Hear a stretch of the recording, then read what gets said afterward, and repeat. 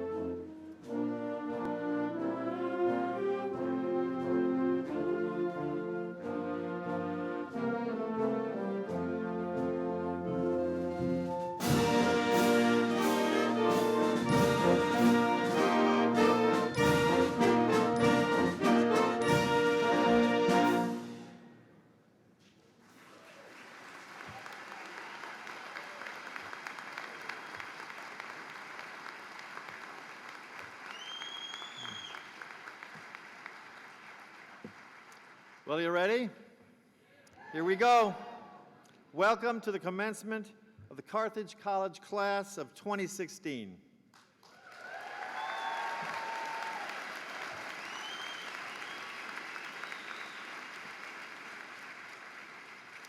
Families and friends, students, faculty and staff, Board of Trustees, and special guests, you have come from many directions and some from great distances to be here today.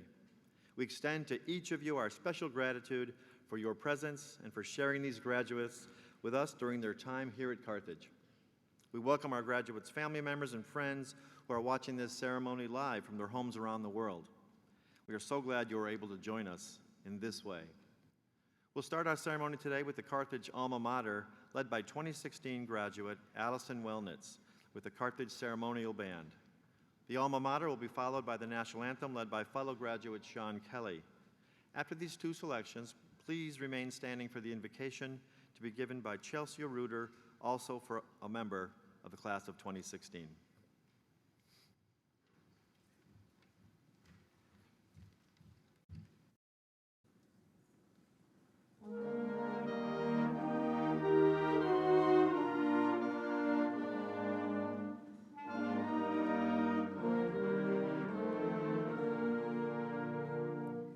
Dear Carthage, school of storied fame, thy glory we would sing.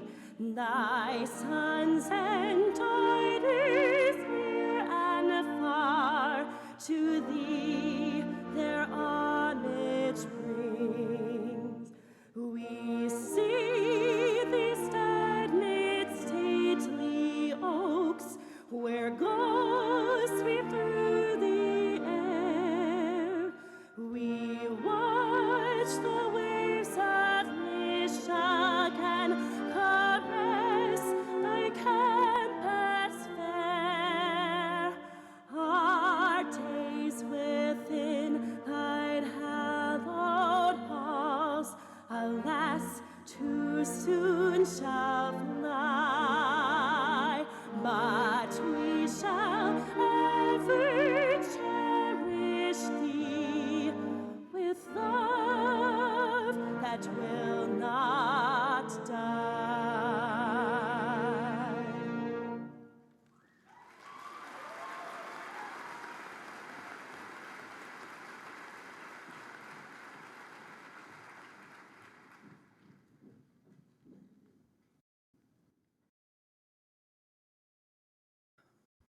Oh, say, can you see by the dawn's early light what so proudly we hailed at the twilight's last gleaming, whose broad stripes and bright stars through the perilous fight o'er the ramparts we watched were so gallantly streaming, and the rocket's red glare, the bombs bursting in air, gave proof through the night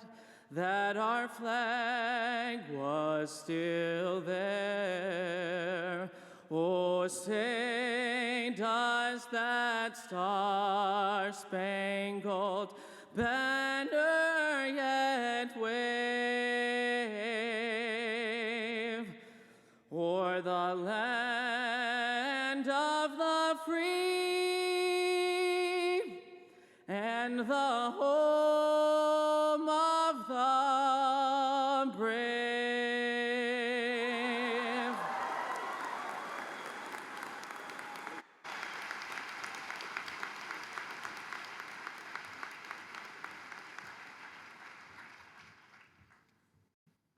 I invite you to pray with me as follows. Gracious God, thank you for bringing us all safely here today. I ask for your blessing on all gathered here, for for those watching from afar and those we hold in our hearts.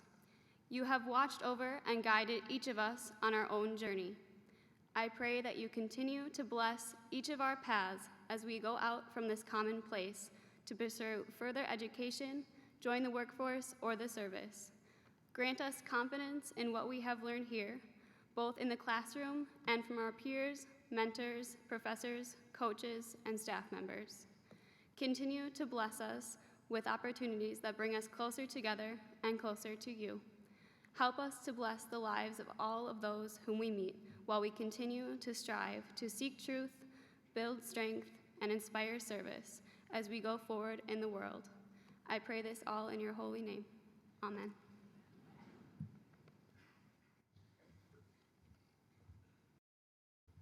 Please be seated.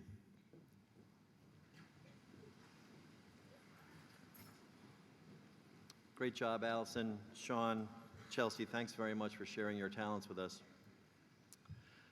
A traditional story tells of a small band of refugees from the city of Tyre that sailed across the Mediterranean in the 9th century before Christ and founded a settlement they called Newtown. Their descendants built the city into a leading commercial center of the ancient world. Over the centuries, the Phoenician name Newtown has evolved into English as Carthage. The college owes its name to those industrious refugees. In the spirit of their commitment to a newfound city, the college has created the Carthage Newtown Award, an honor that recognizes outstanding civic leadership in the building of better communities. The award reinforces the college's history and its sense of community with its neighbors in southeastern Wisconsin. I'd now like to ask Keith Bosman to please join me here at the lectern.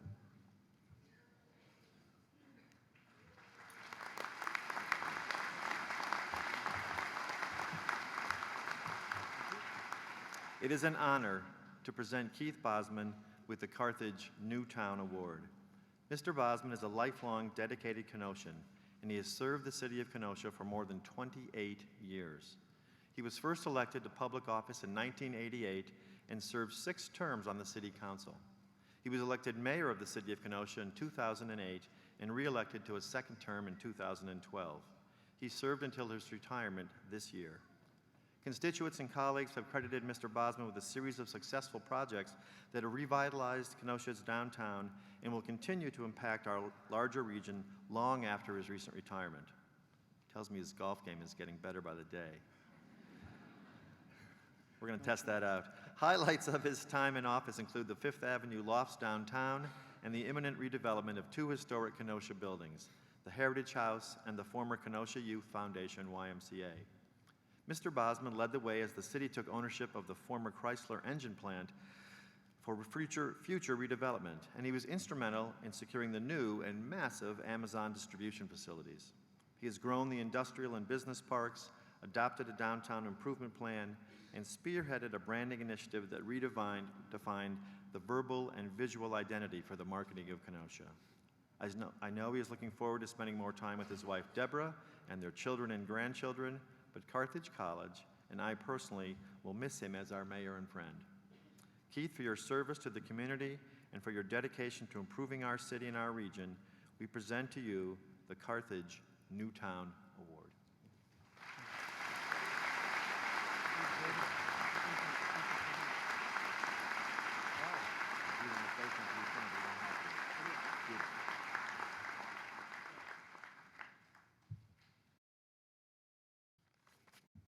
Never ask a politician if he wants to say something. I'll be very brief, though. I just want to thank you, Dr. Woodward, for this wonderful award and the invitation to share in the celebration of all these wonderful graduates and their families. I'm usually here in the fall to welcome the new freshman class and tell them a little bit about Kenosha. And I'm here for the many groundbreakings and ribbon cuttings that have been going on here. Seems like forever. It's always great to see and to feel the energy here at Carthage. When I talk to the freshmen in the fall, I always talk about I'm old enough to remember when Carthage was not here on this beautiful parkland in Lake Michigan. 55 years of Carthage in the city of Kenosha. I don't think anybody can measure the impact that Carthage has had on our community, the support for the community organizations, the impact of the faculty and the students, the impact of the graduates on the economy of Kenosha and southeastern Wisconsin. In my 8 years in office, I had the wonderful opportunity to work with Dr. Greg Campbell, who was the president here at Carthage for some 25 years, and certainly left his mark. For the last 4 years, and it certainly doesn't seem like 4 years, but I know it is, I had the opportunity to work with Dr. Woodward. Over that time, we've had many conversations about the history of Carthage, what we see going forward, the history of Kenosha, and how they are forever intertwined. So I think I see nothing but a great future for Carthage College and for Kenosha, and certainly for the graduates that we are here to celebrate with today. May your futures be bright, and thank you for this wonderful award. Always great to be here at Carthage College.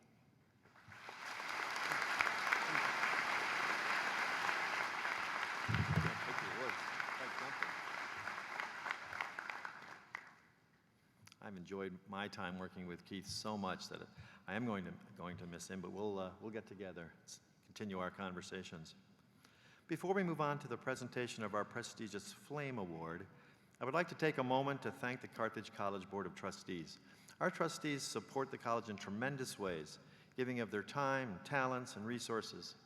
Carthage, as we know it today, is built upon their commitment, leadership, and generosity, and the Carthage students of tomorrow will continue to benefit from their guidance and dedication to this great place. Please join me in thanking them.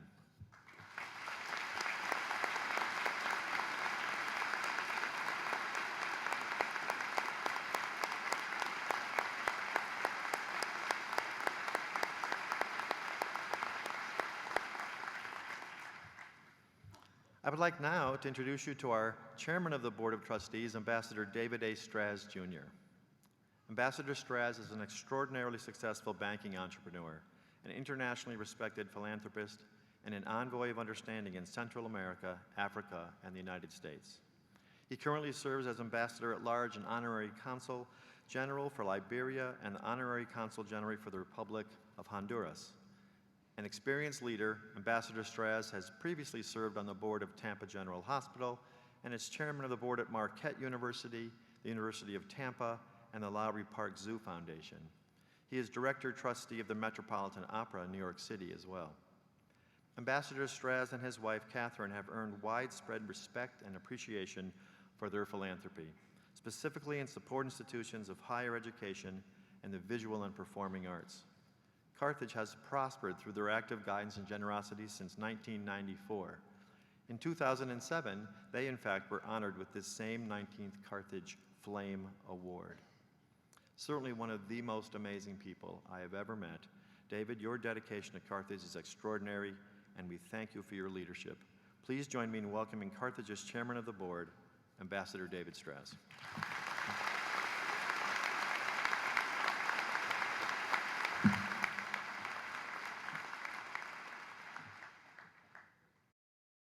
Thank you, Greg. President Woodward, honored guests, the trustees of the college salute the Reverend Dr. Dudley Riggle as the recipient of the 27th Carthage Flame. Pastor Riggle, please join me and Mrs. Riggle. I invite you to join us on the stage. Dudley?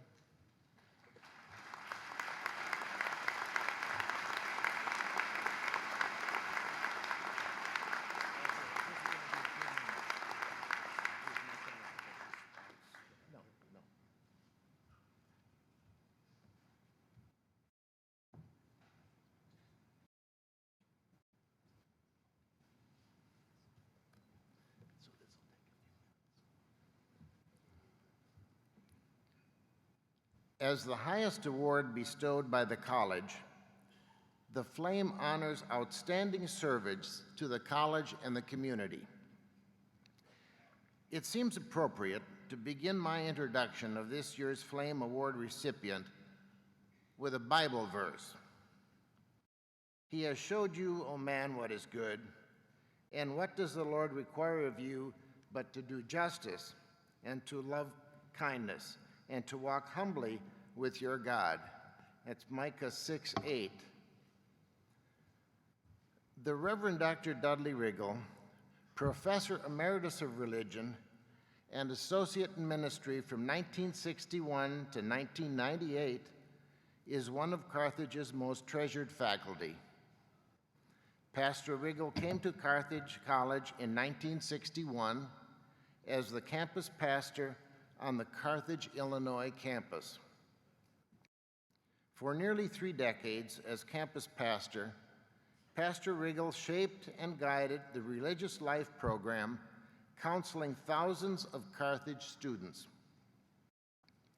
One of the founders of the Hospice Alliance, Pastor Riggle's workshops for people who work with the dying and grieving earned him national recognition and contributed to his course, Issues of Living and Dying. Many alumni refer to this course as a transformational experience and continue to find its lessons of profound importance.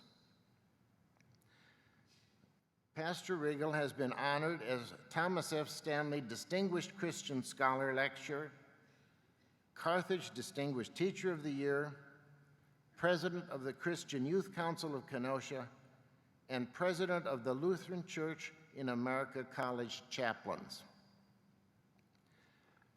Pastor Riggle, by his own account, has not been one who writes and presents formal scholarly papers. He is a generalist, a speaker, a storyteller. At times he hopes, and we can confirm, he is a teacher, in fact, an outstanding teacher, and more often, a fellow learner, and yes, a pastor and a preacher. There's a line about learning that Dudley often uses in public and in private, that is for others and for himself. That line is, learn the special reason you were born a human being and not a chair. That's a paraphrase of a line from Herb Gardner's play, 1,000 Clowns. Dudley has used that quote so often that people began to think he was getting a cut from the author's royalties. Rest assured, Professor Riggle, the students who walked into your classroom left knowing what it is to be human. Since retiring in 1998, Pastor Riggle has continued to serve Carthage, participating in alumni colleges, attending homecoming and alumni reunions, offering outreach programs to churches in southeast Wisconsin, and always keeping in touch with alumni and friends. He has faithfully served Carthage College for over 56 years. Today, we celebrate the remarkable spiritual and intellectual heart of Carthage College, enriched by Pastor Riggle's dedication to a strong and vibrant Carthage College. It is my honor to present the 27th Carthage Flame to the Reverend Dr. Dudley Riggle.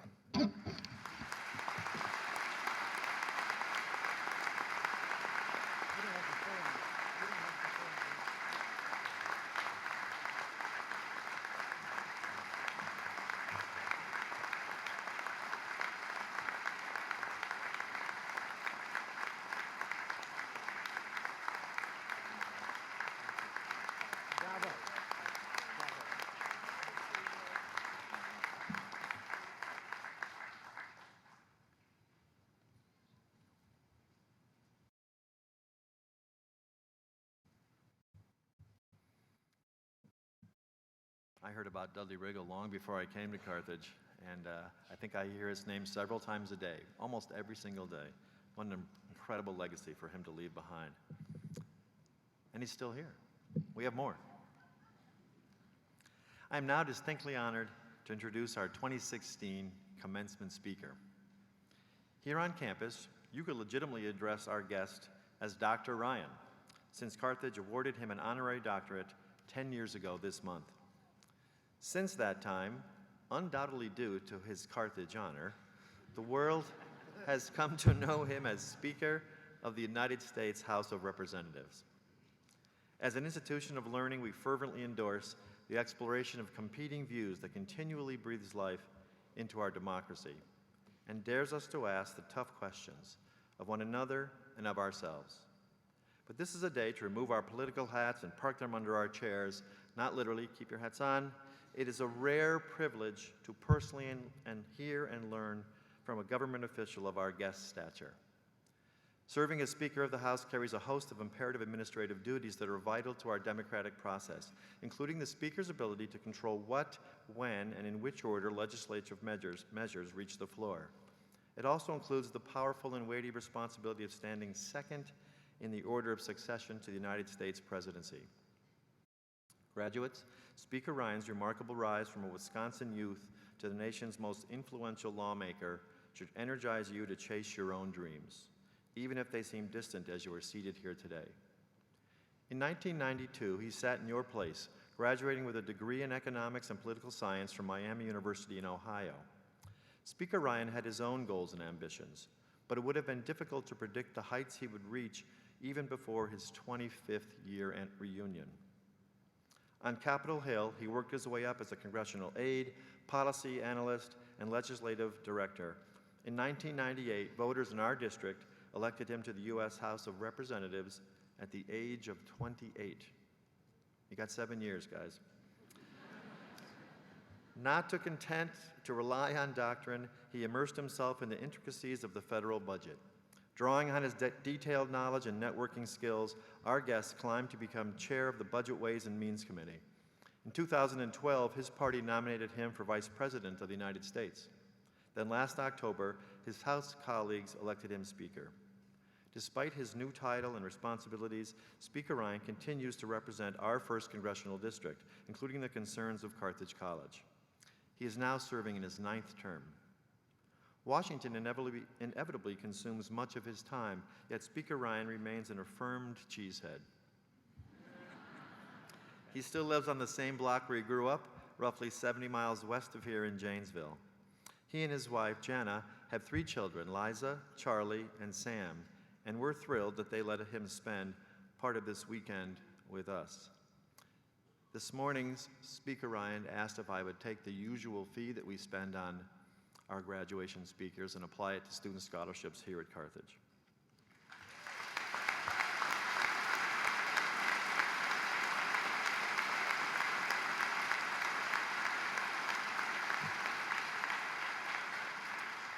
I've had the great pleasure to be with Speaker Ryan on 3 or 4 occasions, had a chance to talk with him a little bit, and I can tell you that I have never met a more genuine and pleasant person. He is just a joy to be around. It's a thrill to have him here today. Let's give a warm Carthage welcome to Speaker of the House, Paul D. Ryan.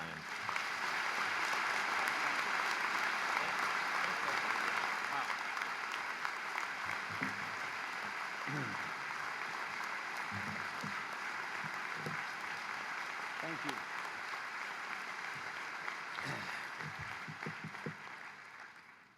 Dr. Ryan. Sounds like a Tom Clancy novel. I forgot about that. Dr. Woodward, thank you very much. To the class of 2016, congratulations.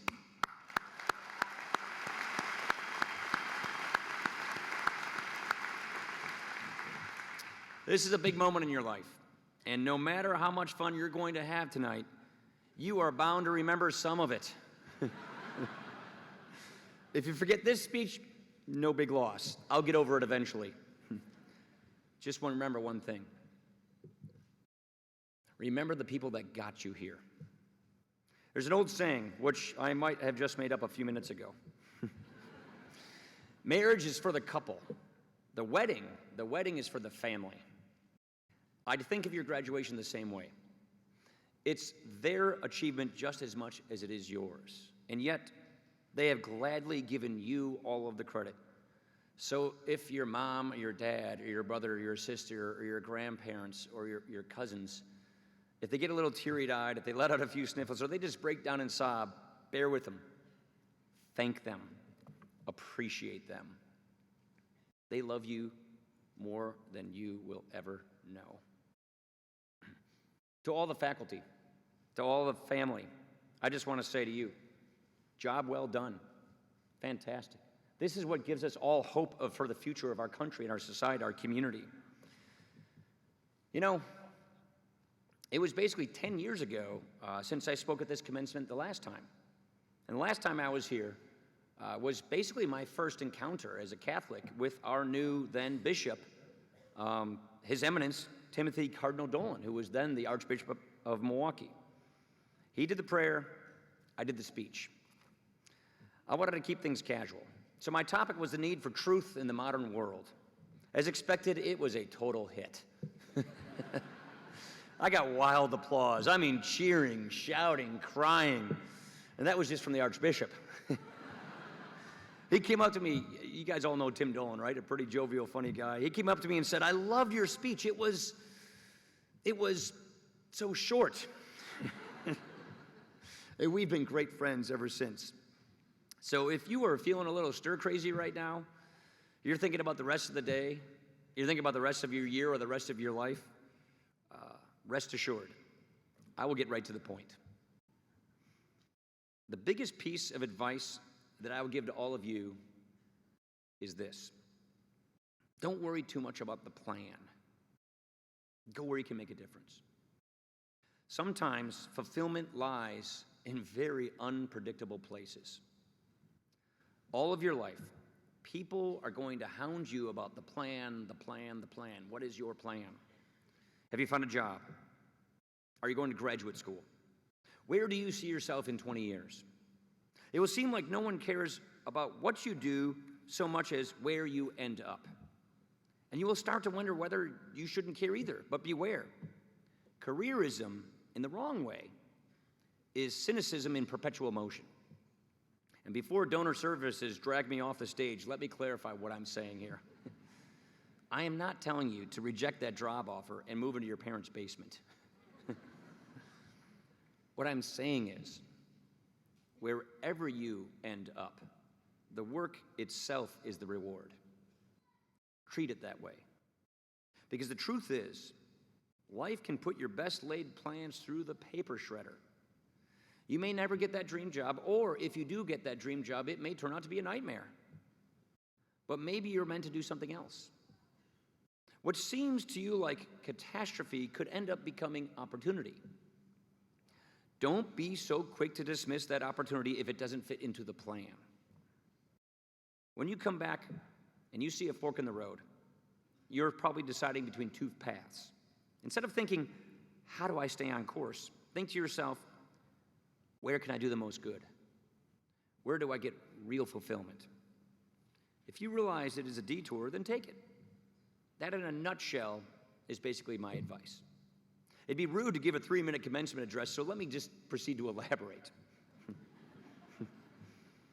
When I was your age, I had a plan. 1992. Seems like yesterday, doesn't it? Doesn't, does it? I had a plan. I thought I had it figured out. I knew exactly what I wanted to do. I wanted to be an economist. That just goes to show you how much fun I was in those days.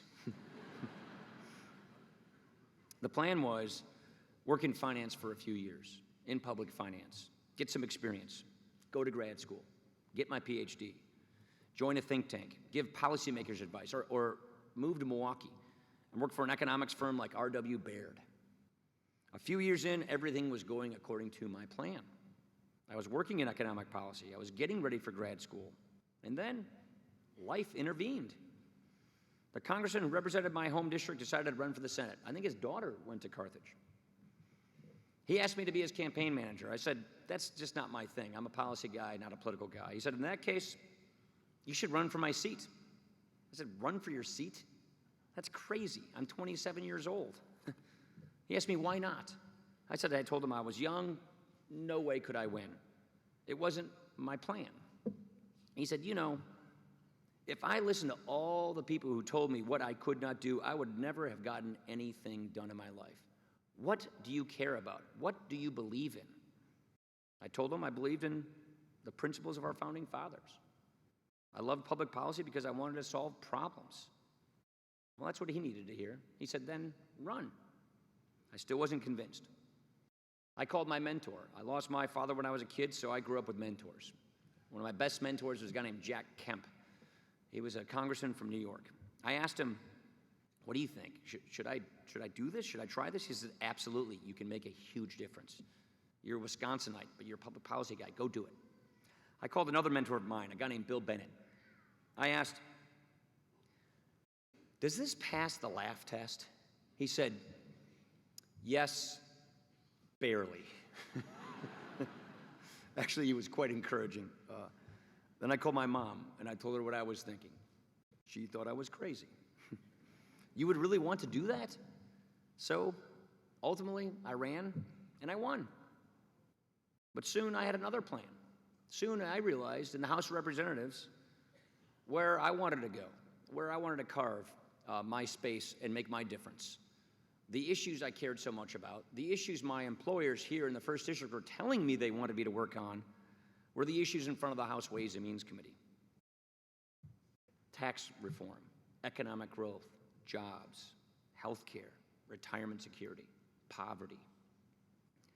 My goal was to become the chairman of that committee because I thought I could be a huge asset, or I could at least make a big difference in these areas that I cared so much about. So I worked for years to achieve that goal. And finally, last year in 2015, I did. I became the chairman of that committee. 7 months in, Speaker of the House, John Boehner, resigned unexpectedly. The next guy in line, who I just assumed would be the next guy, a guy named Kevin McCarthy, dropped out of the running. And my colleagues drafted and asked me to run. I never wanted to be Speaker. I had said no in uncertain terms many times before. I was a policy guy. I didn't like the idea of spending my time on other things. I live with my family in Janesville. Every weekend I'm here with my family. Yesterday was turkey hunting and track meet and then dinner at my mom's. Today, here in Kenosha with you. I couldn't give those weekends up. But John told me, if you don't like the job, then change it. Keep your weekends at home. Focus on policy. Make it work. Turn it around. So I took advice. I soon realized that I could do this. I actually liked the job. Now I feel like the dog that caught the car who was never chasing it in the first place. And you see, we have something in common as well. At the beginning of your senior year, I also did not know what I would be doing after graduation. This job isn't anything I ever expected or even thought I wanted. And yet, I'm still doing what I love, public policy. I learned eventually in my journey that public policy was my vocation. Public service is where I found my fulfillment. Through all the twists and the turns, that has been the consistent theme of my life. Now, you have to go out and figure what is yours. It may change as you get older. The only way you're going to find out is if you take your work seriously. It's your contribution to our country. Now, when I say this, I'm not saying that your work is what you get paid for. Your work is all of your responsibilities, like your family, your friendships, your community.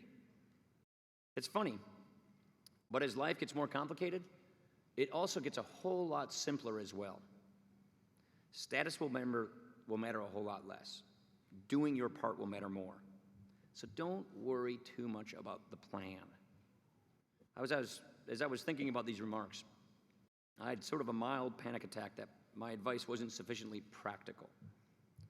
So for good measure, let me put it in a quick 3-part postscript. First, a lot of people are going to tell you, don't fear failure, but learn from it. That's a great piece of advice. I would also say that you need to forgive it too. You will make mistakes, but so will other people. Your friends, your coworkers, your family. Don't sweat the small stuff. Take it in stride. It's good life advice. It's also good professional advice. Nobody likes a Debbie Downer. Nobody likes somebody that is lecturing all the time. There are lots of young, talented, smart, hardworking, ambitious people in society, you among them. Attitude's everything. Attitude's everything. Have a good attitude. Be an uplifter. Fill the glass. Don't take from the glass. Second, read as much as is humanly possible. Seriously. You know, John Adams once wrote to his son, he said, "You will never be alone with a poet in your pocket." I was always more of a history and economics guy. Lesson still applies. The greatest asset you have is your mind, but it really is like a muscle. You have to keep it in shape. Don't forget that. You come out of college, you're like, whew, I don't have to read any of that stuff anymore. Don't. Third, if you're a believer, keep going to church. If you're a believer, keep going to church. Don't let that fall by the wayside. I know that might sound a little preachy, might sound even a little cheesy. You don't have to make a big show of it. Just go. Prayer has sustained me. It has sustained me in many difficult moments of my life. I think it's going to do the same for you. Because as you get older, you will realize that life, it actually does follow a plan. It just may not be your plan. It's God's plan. And coming to accept that fundamental fact, not coming to accept that fundamental fact begrudgingly, but peacefully, that is the essence of faith. You might not be able to make all the changes you wanted. The question is, did you make a difference wherever you could? Did you meet the moment? Did you look yourself in the mirror that morning or that evening and think, yeah, okay, I'm doing this the right way? Are you endeavoring to be fulfilled and to be a good person in all of your aspects, all of your works of life? So if you remember one word from this speech, let it be faith. That should be all the planning that you need. May God bless you and keep you in his care.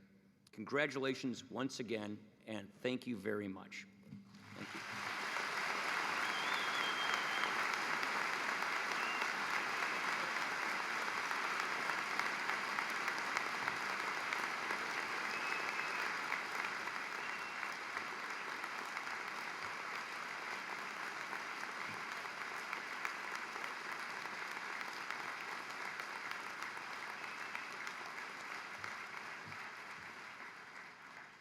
Hello, graduating class of 2016.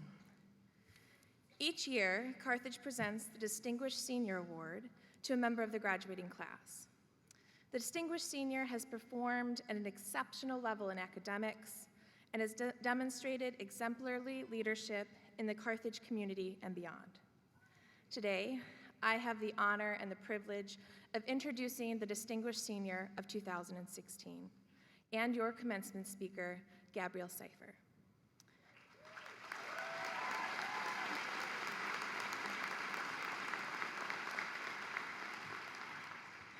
Many of us have heard the quote by Gandhi, "Be the change that you wish to see in the world." But what many of us don't know is that that quote can't actually be connected with Gandhi, but the following quote can. If we could change ourselves, the tendencies in the world would also change. As a man changes his own nature, so does the attitude of the world change towards him. We need not wait to see what others do. Gabby has not waited to see what others do. She's led her own way. Gabby took every opportunity presented to her. She double majored in social work and business. She traveled to Senegal, West Africa during J-term. She spent her summer doing research as a SURE student, presented at numerous conferences, and today graduates with honors in both of her majors. Additionally, Gabby engaged in campus organizations that were focused on making change, raising awareness, and fighting disease.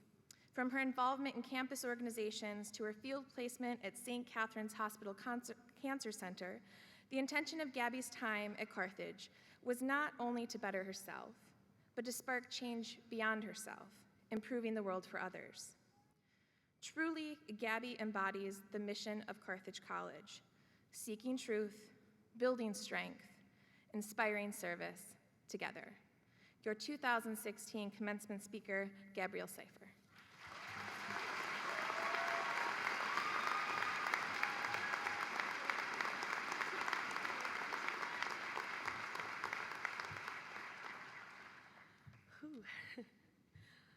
Thank you very much, Danny. Danny has been an amazing professor, teaching me how to be an empathetic social worker and a qualitative researcher. She is also my mentor and was also happy to answer my millions of questions about school and about life. I would also like to thank the faculty and staff of Carthage College. You have all taken the extra time and effort to help us all reach graduation and get the most out of our education. A special thanks to the professors of social work and business who supported my nonprofit business dreams. And a huge thank you to the staff in the financial aid office, especially Keith McDonald and Judy Steinbrecher. Without your help, I would literally not be able to graduate this year. Thank you to all the staff that clean up after all of the students in the dorm rooms and on campus drive. On behalf of the entire student body, I apologize. I would also like to thank our families and support systems that have sacrificed to help us accomplish our goals. Thank you to my parents, grandparents, and siblings for always supporting me and to be the best that I can be. I would not be here if it weren't for all of you. And finally, thank you to the class of 2016 for giving me some of the best friends that I've ever had. It is truly an honor to graduate with this amazing group of scholars, athletes, philanthropists, and hardworking people. I want to give a quick shout out to my sister Gianna. She and my stepdad are watching from the Children's Hospital in Cincinnati, Ohio. She's doing really well and we're all very proud of her. So hi Gianna, hi Rich.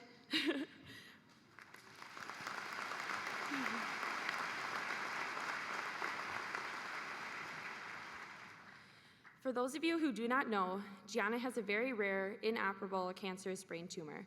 This causes her to gain height and weight very fast. Gianna is often teased for the way she looks. At our very first Relay for Life at Carthage, my family was pleasantly surprised by the actions of everyone in attendance. No one knew her story, and they barely knew me, but the love and understanding they showed Gianna was great. This experience speaks to the type of people at Carthage: caring, understanding, and kind. Gianna has endured so much throughout her young life, but she is still happy, positive, and even a little sassy. I strive to be more like her every day, because a true hero isn't measured by the size of her strength, but by the strength of her heart. And yes, that was a Disney quote. If any of you know me, they know that I love Disney, and to me, Disney truly embodies the happiest place on earth, both at the parks and in our hearts. Disney reminds us all to look at the world through the eyes of a child, a world full of possibilities and happiness, where dreams can and do come true. As Walt Disney once said, the real trouble with the world is that we grow up, because our greatest natural resource is the minds of our children. My family, little sister, and even Disney have shaped me into the person that I am today. We may not often pause to think about it, but we are all affected and shaped by the people, groups, and environment around us. As a social work student, I learned early on the importance of this perspective. In social work, we call this systems theory. We have all been shaped and affected by the unique systems that surround us, like our families, our home environment, and how we grew up. We have all different families and support systems that have shaped and pushed us to this point. Our family and childhood systems may have included great times or maybe some difficult times. But as the great teacher Rafiki from The Lion King once said, yes, the past can hurt, but the way I see it, you can either run from it or learn from it. And good or bad, we have all learned from these systems, and we've made it to our graduation day. Our class also has systems in common, like Carthage College, the faculty and staff, and the classmates we are surrounded by today. We have all been blessed by living next to our own personal ocean for the last 4 years. However, sometimes Lake Michigan was not such a blessing when it was too cold to walk outside during J-term because our faces hurt. We have all also been blessed with the dedication of the staff and faculty, from social work class potlucks at Linda Knorr's house to the motherly advice sessions from my boss, Jean Preston. Today, we graduate and move on to the systems of our future. Some of us are starting new careers in new places, others are going on to graduate school, and some of us are starting families and getting married. It's a whole new world, as Aladdin would say. Our systems have shaped us and helped us achieve our bachelor degrees. We made it. We've all worked hard to get to this moment. With the support of our systems, we put in the time, hard work, and sleepless nights. We have all had those coffee-fueled presentations, all-nighters around finals, and for my senior relayers who remember Relay Week, one of the most stressful but most rewarding weeks of our lives.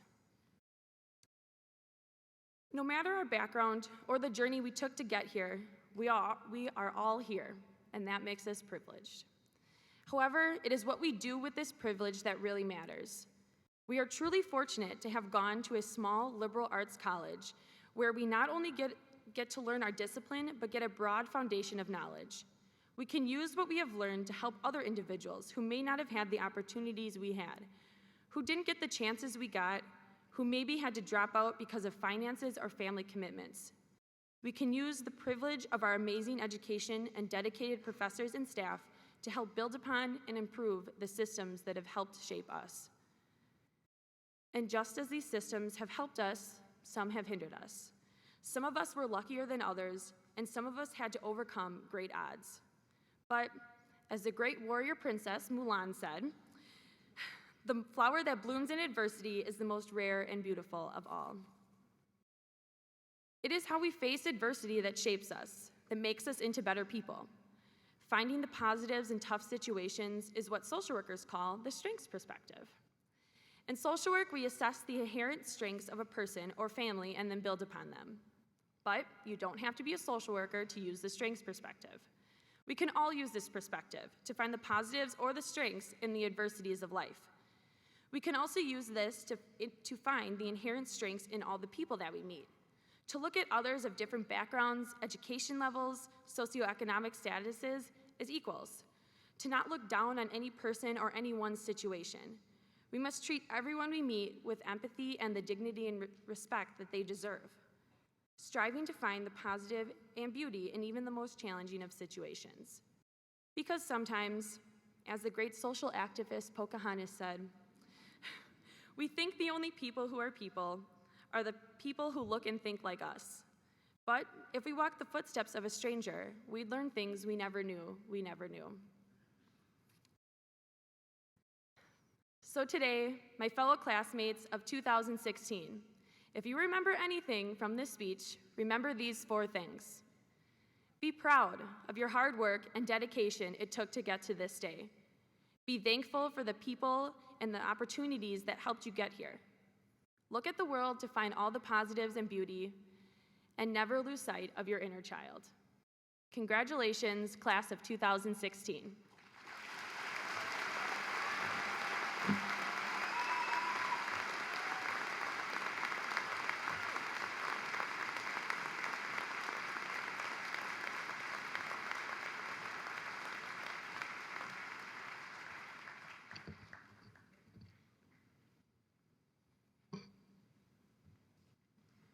Hi, everybody. Ladies and gentlemen, before we begin conferring the degrees, we want to briefly remind you that we do have a professional photographer here to capture images of your students as they cross the stage and receive their degree. They will be in contact with you very soon regarding acquiring those photographs. There is an area beside the ramp where you can take photos of your student, but there is limited space, so we ask that you please don't come up until your student is ready to cross the stage. President Woodward, it is my pleasure and honor, on behalf of the faculty of Carthage College, to present to you the candidates for the degree of Master of Education. Will the candidates please stand?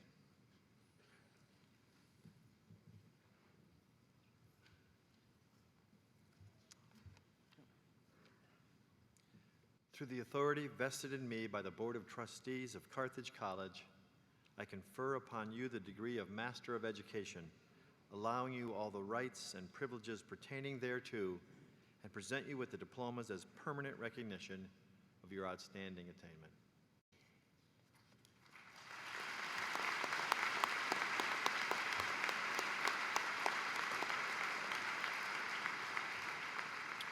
Will the candidates please approach the stage?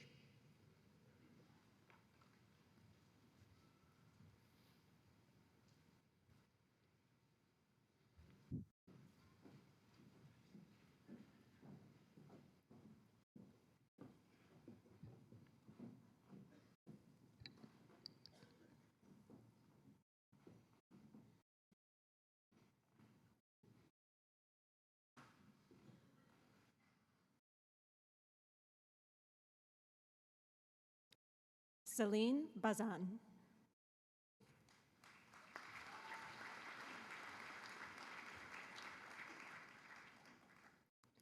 Nancy Grube Carter.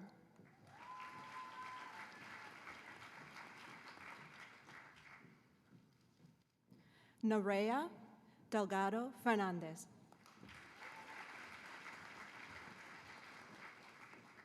Janet Wilkinson Ford.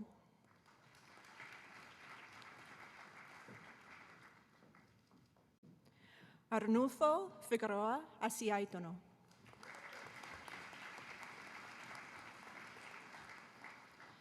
Vivian Erlandi Franco Diaz.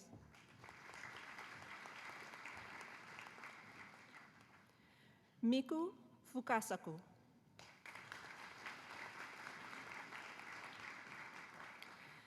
Esther Hernandez Esteban.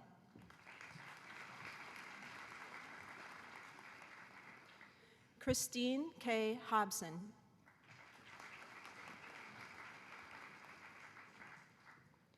Brandy Elizabeth Peters.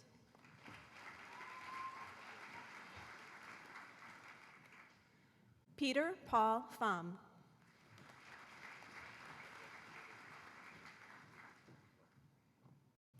Victoria Laurel Payan.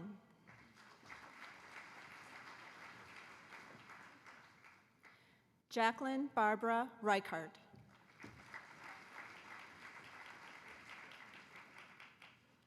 Elizabeth Mary Cardenas Simmons.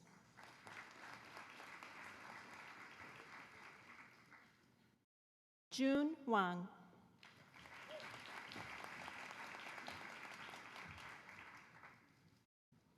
Michelle I. Zapp.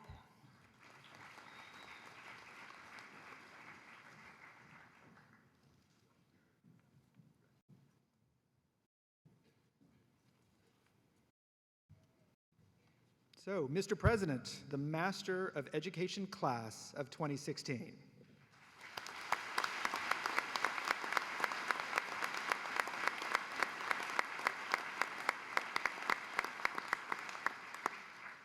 Congratulations, Masters.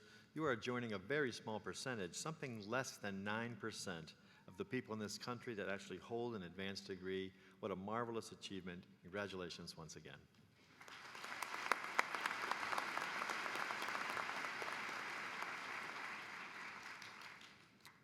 During commencement, certain items worn with the traditional cap and gown signify academic excellence. Only the highest level cords are worn with the academic attire. Graduates who've studied abroad for a semester or longer and meet specific academic criteria are wearing stoles that represent the country or countries in which they studied. Members of college-wide academic and service organizations and discipline-specific honoraries may wear honor cords during the ceremony. Students graduating with all college honors are identified with red satin stoles. These ambitious students committed themselves to rigorous, in-depth study and demonstrated intellectual balance and flexibility across disciplines. Students graduating with departmental honors met certain requirements established by a department and demonstrated excellence within a particular discipline. Students graduating with a GPA of at least 3.5 are identified with black and gold cords and receive diplomas inscribed cum laude. Will those students receiving cum laude honors please stand?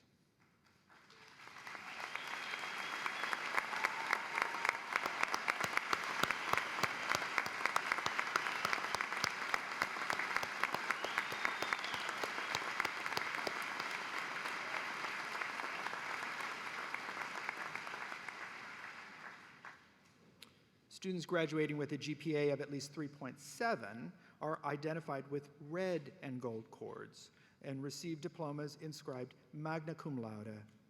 Will those students receiving magna cum laude honors please stand?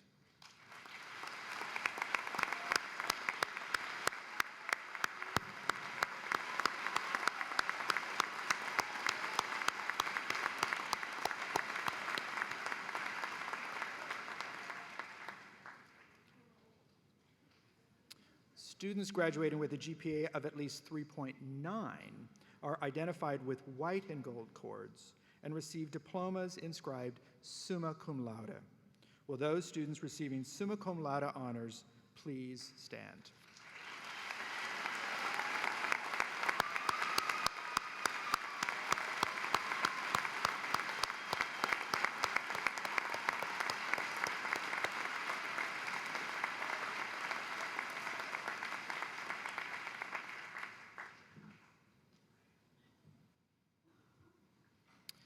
President Woodward, it is my pleasure and honor on behalf of the faculty of Carthage College to present to you the members of the graduating class of 2016. Candidates for the degree of Bachelor of Arts, please stand.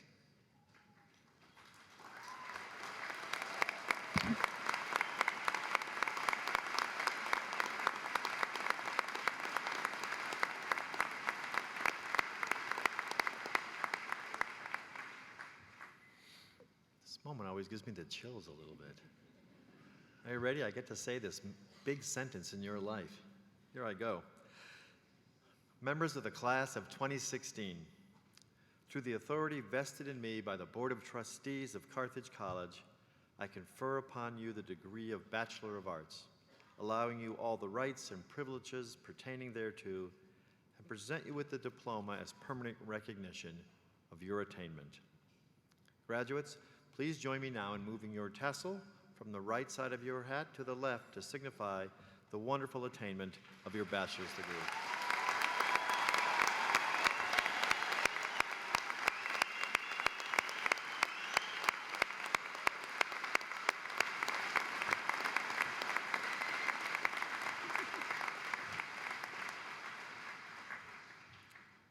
Will the candidates please be seated? Marshals, please guide the candidates to the stage.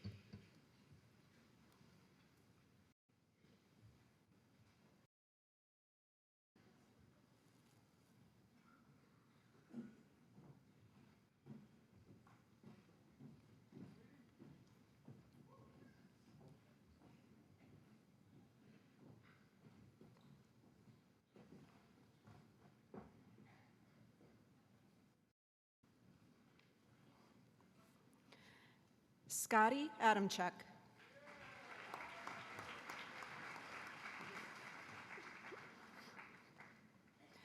Stacy Adamchuk.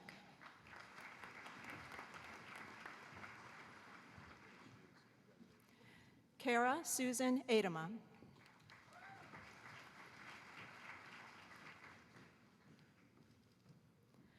Anuoluwapo Hannah Okeredolo.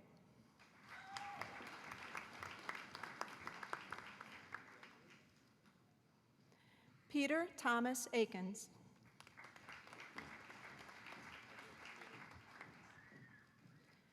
Christian Davis Aldridge.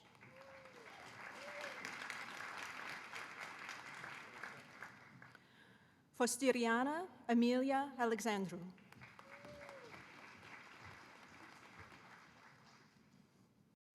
Abigail Rose Alm.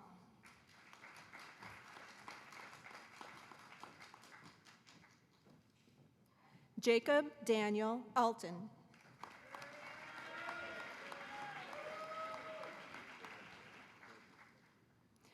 Andrew Michael Anker.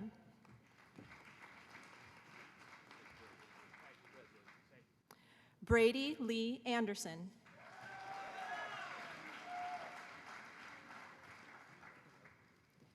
Macy Ruth Anderson. Matthew Graydon Anderson.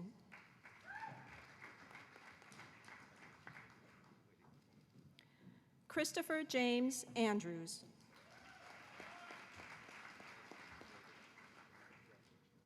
Kristen Ashley Arnold.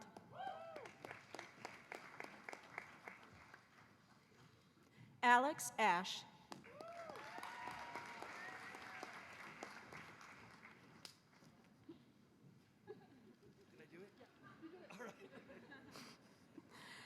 Maura Ann Atwood.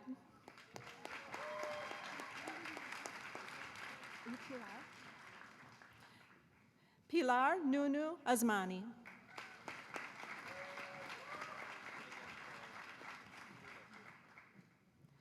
Lauren Elizabeth Baca.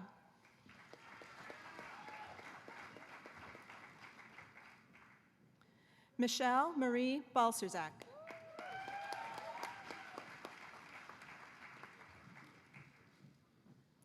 Alanka Coral Balderma.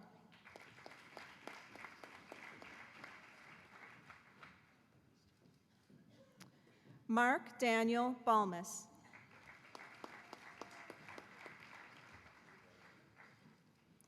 Jasmine Del Banasic.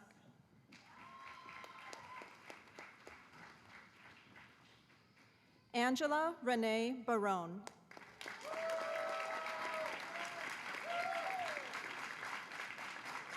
Morgan Samantha Bashford.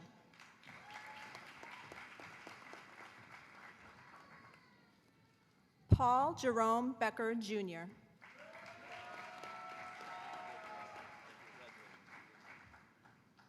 Ashley M. Beeson.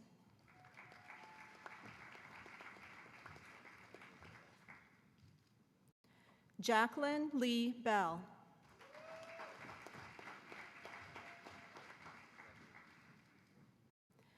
Joshua Michael Bergeron.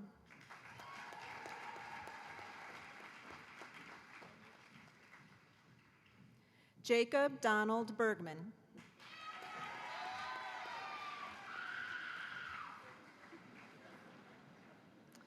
Amanda Elizabeth Beveridge.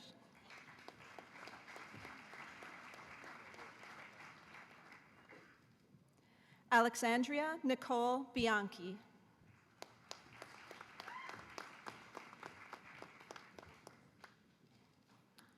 Morgan Brianna Bick.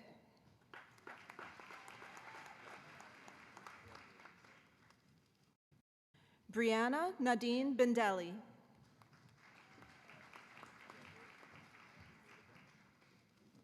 Jessie Lynn Bingaman.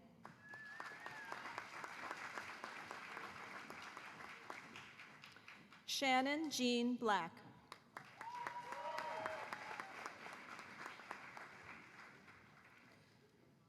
Charles Hudson Blake.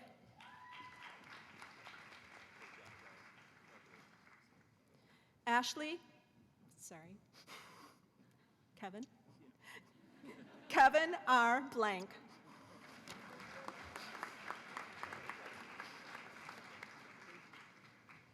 Nicholas J. Blessing.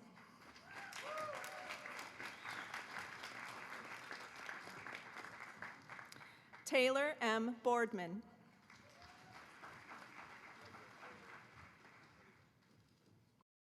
Jenna Michelle Bach.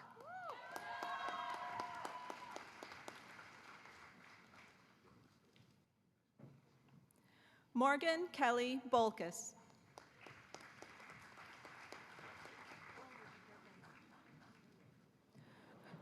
Robert Donald Besh.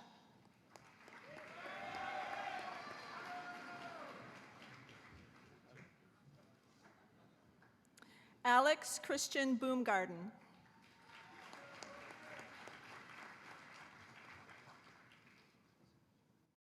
Amanda Lee Booth.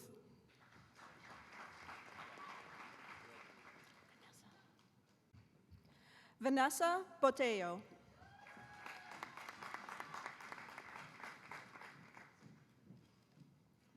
Rebecca Ann Marie Bowen.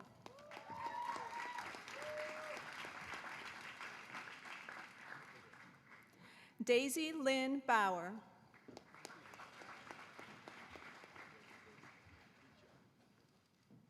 Madison Laurel Bowes.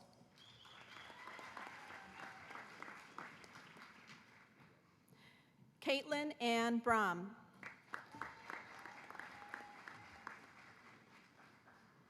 Joshua D. Brandt.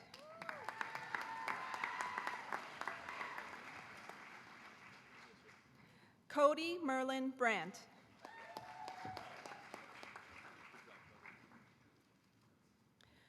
Christopher D. Breeden.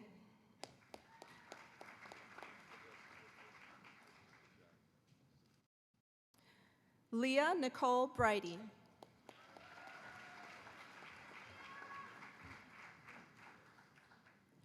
Michael T. Bruders.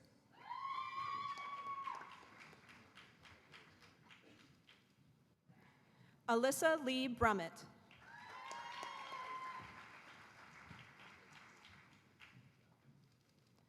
Rachel Naomi Buckles.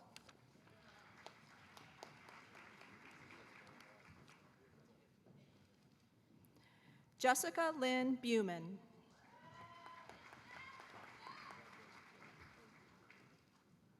Peter Nathaniel Birch.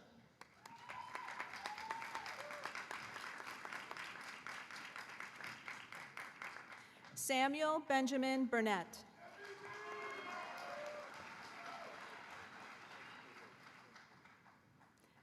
Zachary V. Butera.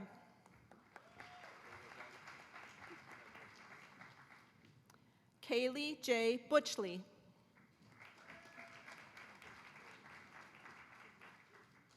Shannon Byrne.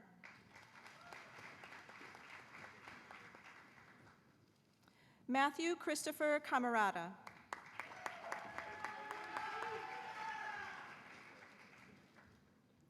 Curtis Bernard Campbell.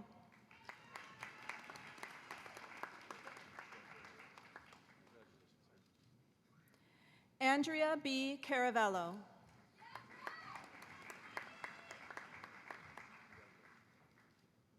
Shelby Nicole Carpenter.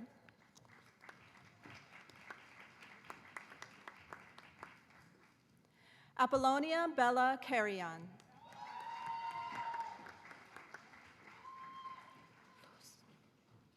Luz Enid Cartagena.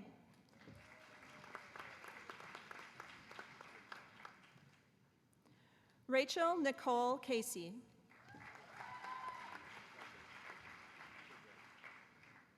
Jessica Paige Cantanella.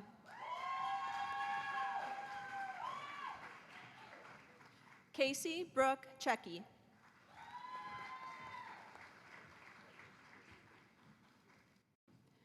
Jeremy Dean Chapnick.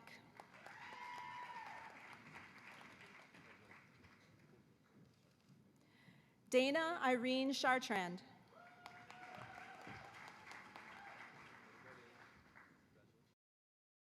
Karen E. Chin.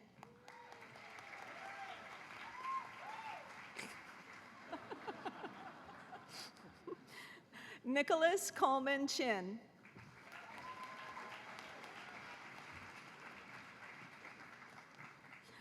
Sarah Kylie Christian.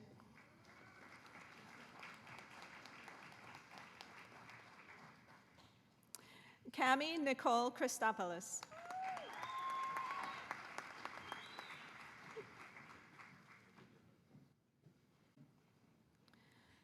Sean Michael Cleveland.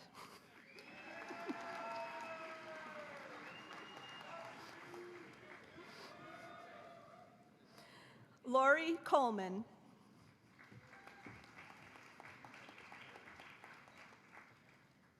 Martha Lynn Collins.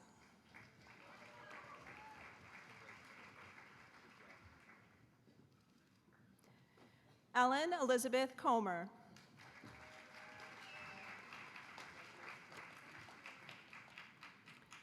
Christopher Stephen Conley.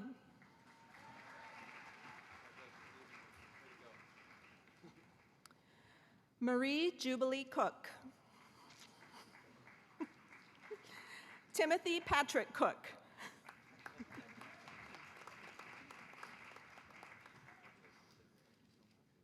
Lindsay Danielle Cook.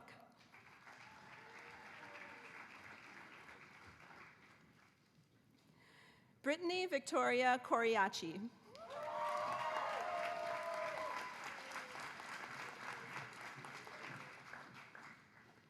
Emily Margaret Coronas.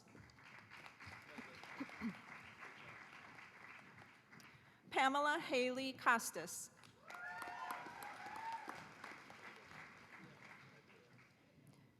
Nicholas Patrick Cottrell.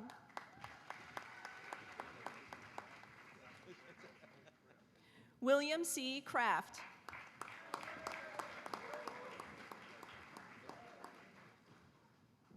Ryan Stephen Crane.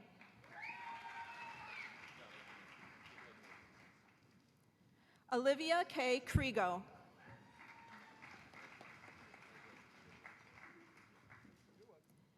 Shannon Marie Gonzalez Cruz.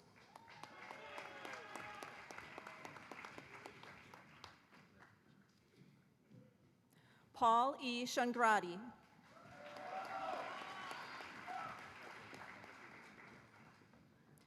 Ashley Catherine Cunningham.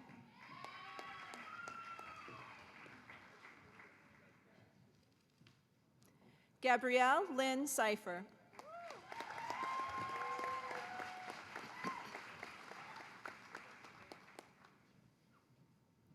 Dustin Bear Daly.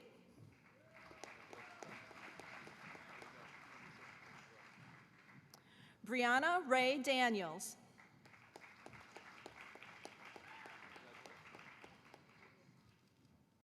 Stephen Christian Danko.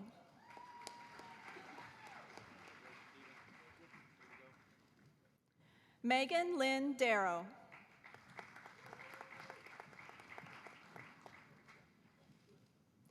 Christopher George Davis.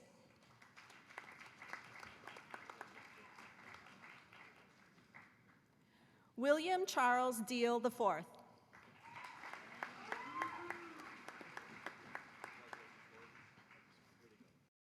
Victoria Ellen Dillinger.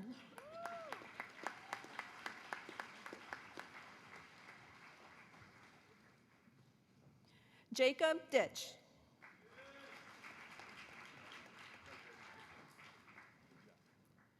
Brendan Michael Dix.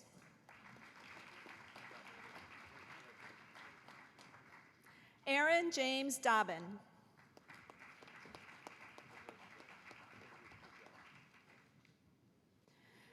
Stefanos Mihail Dolomas.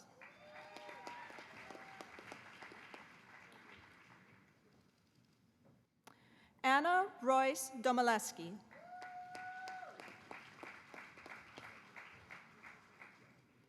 Luke Benjamin Dopke.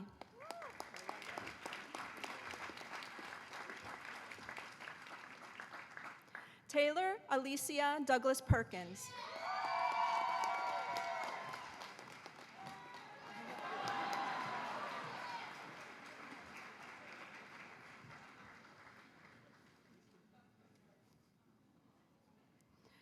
Rebecca Marie Dowell.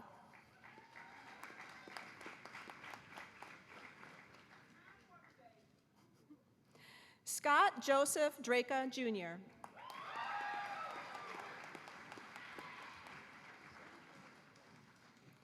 Nicole Marie Drager.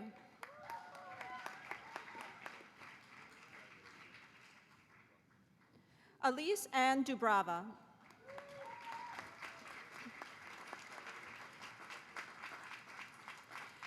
Jenna Elizabeth Durig.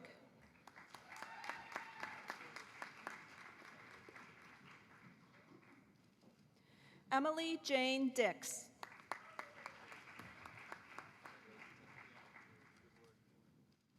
Dawn Marie Dukas.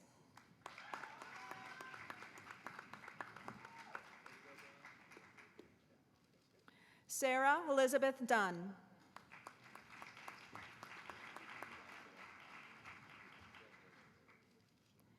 Nicole Lynn Durante.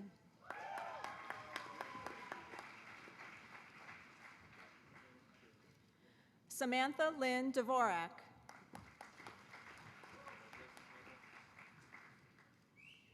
Lucas John Dykstra.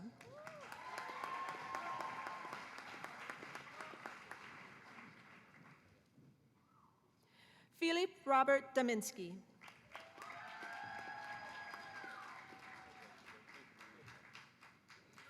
Peter Robert Javankuski.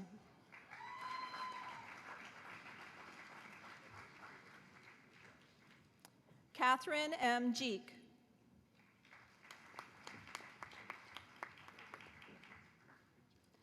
Dustin Lee Ekman.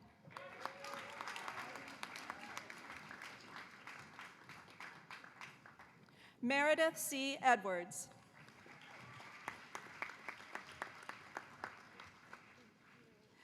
Daria J. Eckert.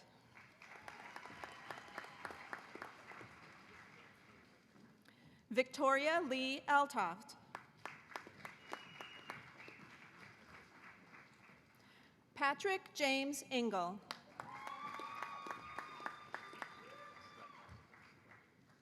Melania Ergeritz.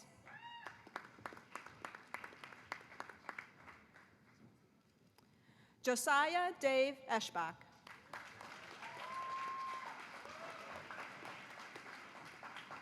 Regina M. Escobedo.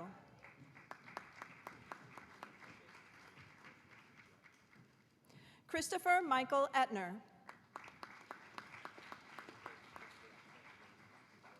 Melissa Rose Euler.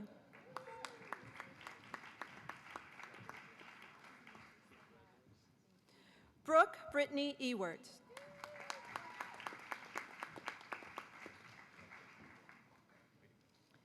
Natalie Marie Eichner.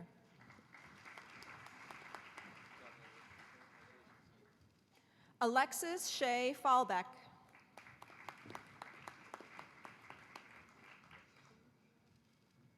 Will D. Fairchild.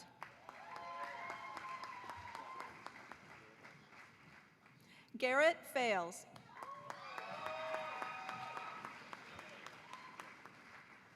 Rebecca Rose Farrell.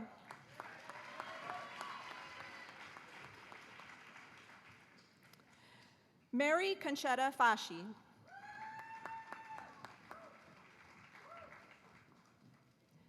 Ashley Lachey Fox.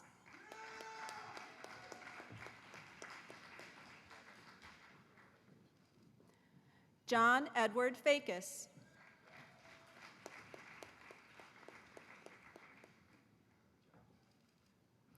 Kayleen Elizabeth Felton.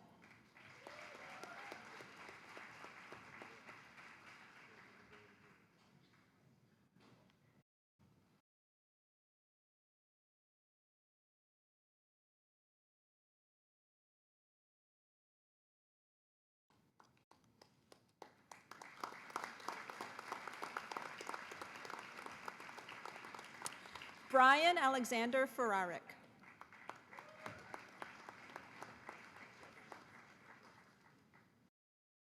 Michael Rene Fernandez.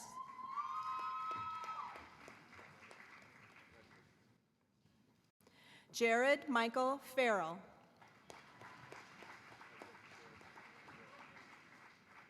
Alexander Dominic Ferruzzi.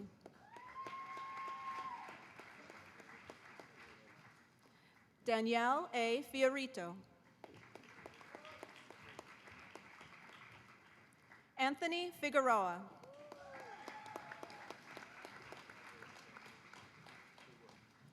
Zachary Ryan Fitzpatrick. Stephen Michael Flaherty.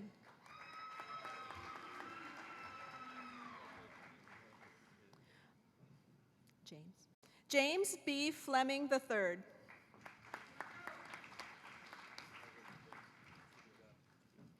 Kayla Teresa Fleming.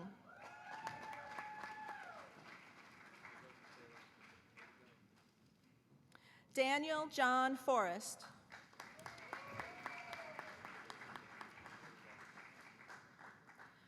Benjamin Brian Fox.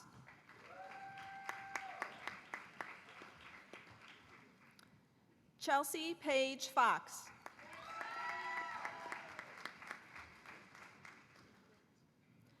Travian Marquise Franklin.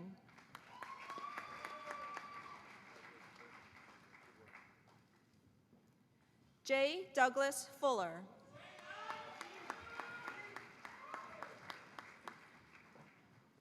Michael James Fuco.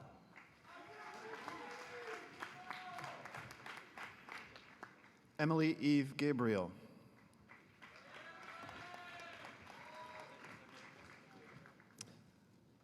Stephanie R. Gagnon.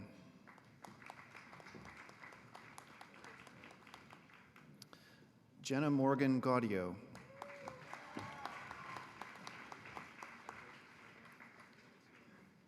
Kylan Nicole Gebner.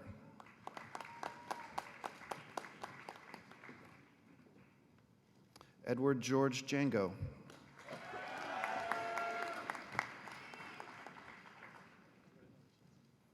Lillian Marie George.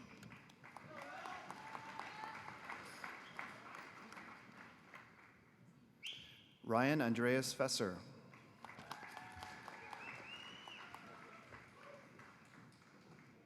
Catherine Rose Gillespie.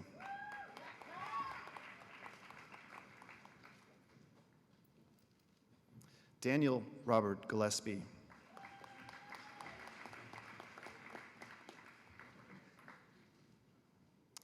Kayleen Marie Glenn.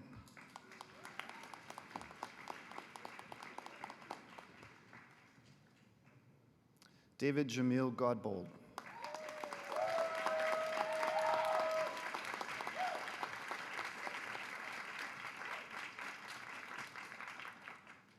Helen Goldman.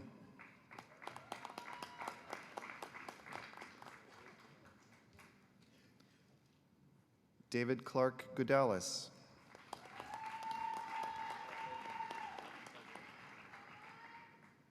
Mariah Elizabeth Gorniak.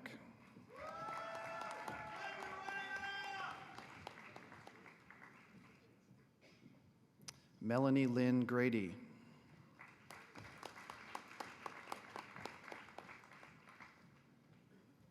Brian James Graham.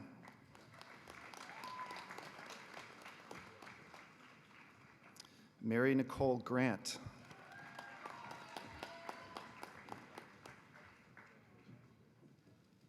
Samuel David Grant.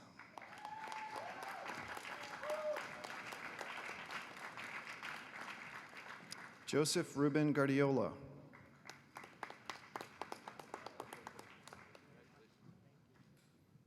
Laura Marie Goodian.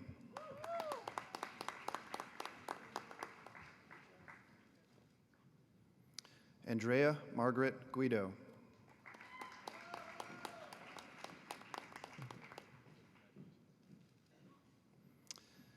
Kaylin Elizabeth Gainan.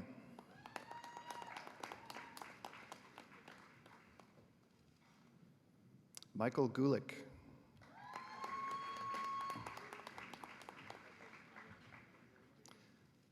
Stephen Lane Gullinson.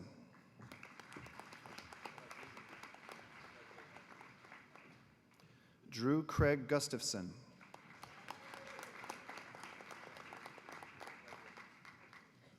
Haley Alexandra Hobanick.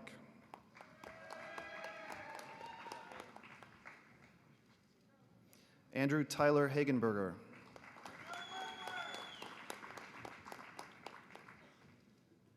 Alexis Ann Hahn.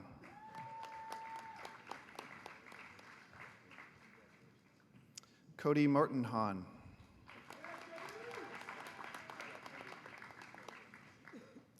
Bria Janae Haley.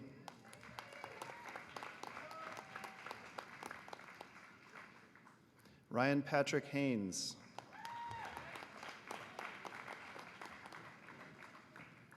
Justin Tyler Hall.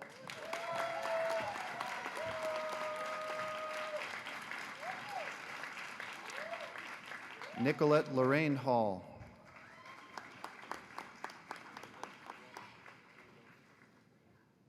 Kyle Thomas Halverson.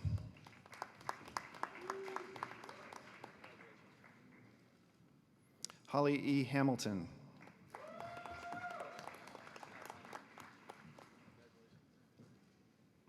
Mallory L. Harder.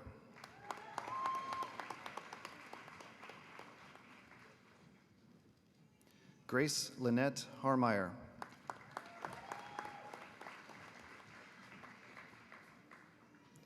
Donna Jean Harper.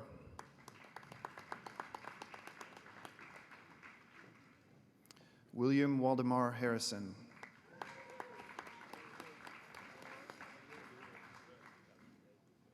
Hannah R. Hathaway.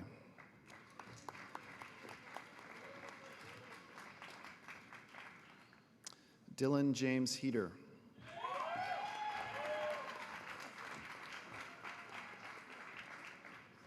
Ashley Taylor Heinzman.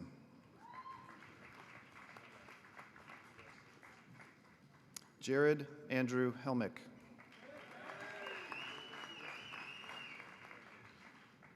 Justin Allen Henderson.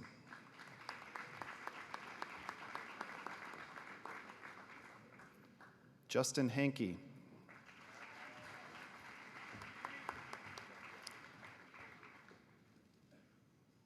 Emily R. Hireman.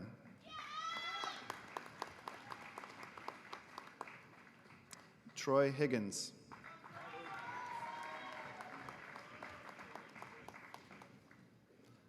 Marcus Edward Hines, Jr.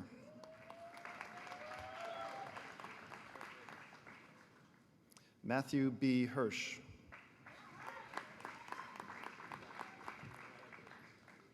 Elise Marion Hoagland.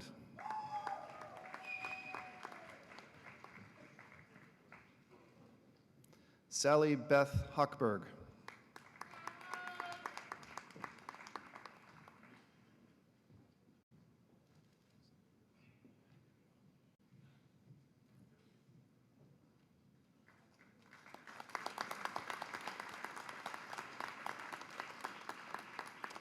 Amanda Faye Hogsted.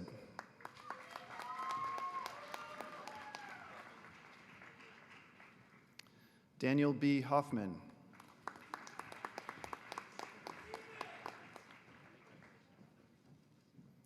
Christopher Joseph Helibowitz.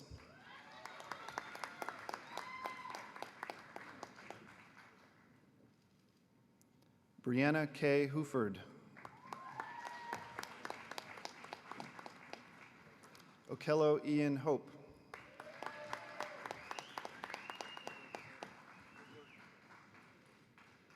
Stephanie Marie Horn.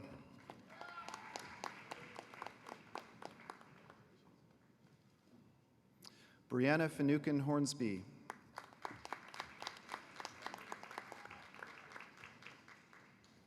Megan Leanne Horst.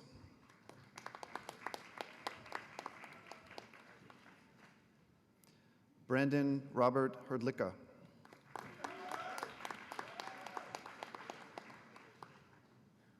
Nicholas Burton Huftelin.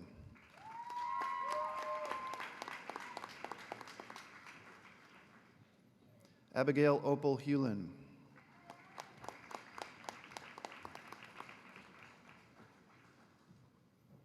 Kaylee Ann Hunt.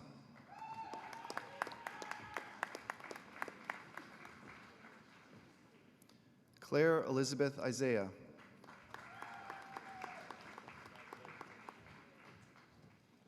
Daniel Patrick Istvanek.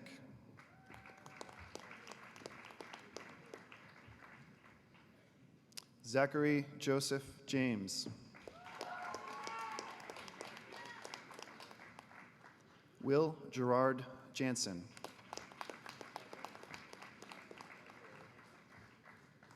Andrew J. Jaskolski.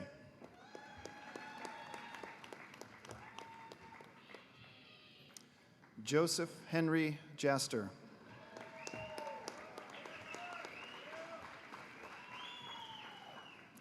Caleb David Jenks.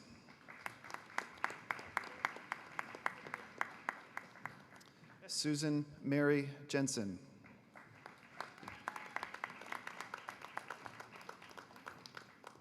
Melissa Nicole Jepson.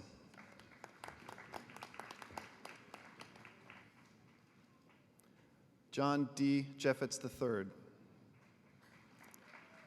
Brant Matthias Johnson.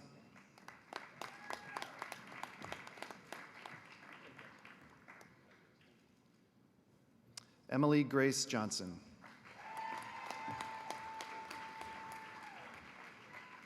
Grant Johnson. Anthony A. Jones.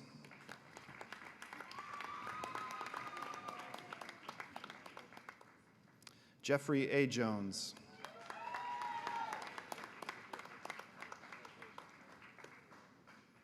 Sierra Lanai Jones.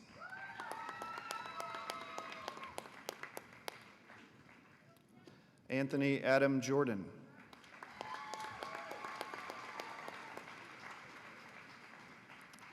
Tiffany Amanda Yost. Ryan S. Jump.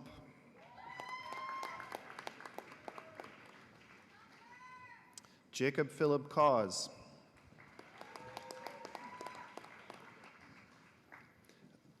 Elizabeth Mary Cott.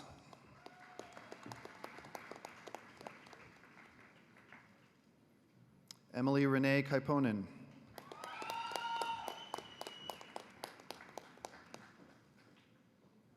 Seamus Murphy Kaminsky.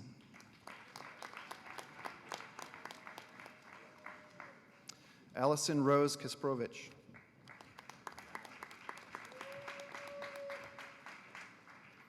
Mayuko Kawashima.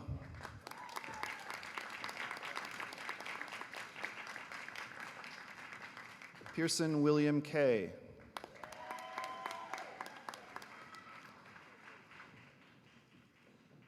Laura Nicole Kelly.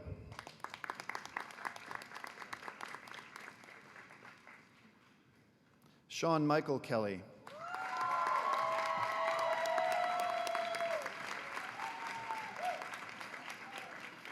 Ashlyn Jean Kennedy.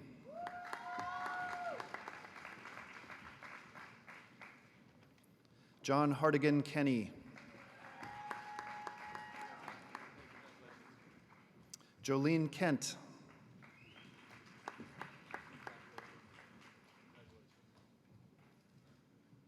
Emily Marie Kesselmeyer.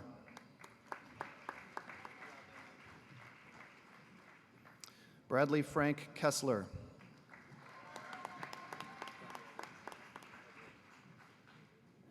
Thomas M. Kickmall.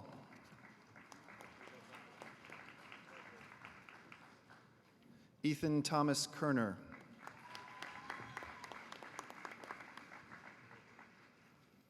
Katie Ellis Kerwin.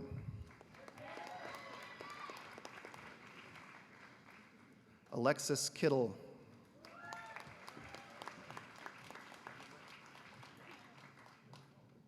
Beth Pamela Klein.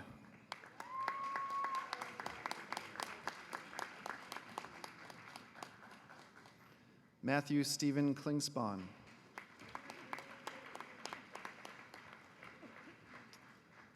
Taylor Ann Cloa.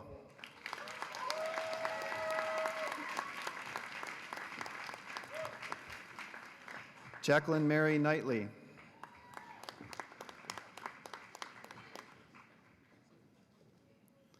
Zachary Konis.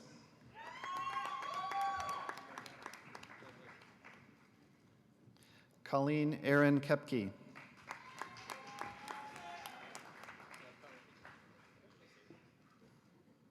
Nenad Komjenovich.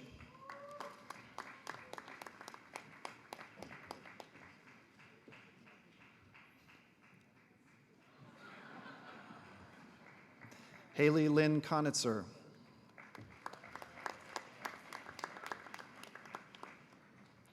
Casey Margaret Koutsiris.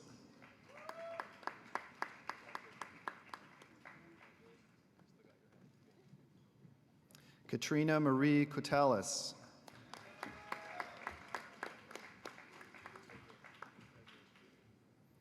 Eric J. Coles.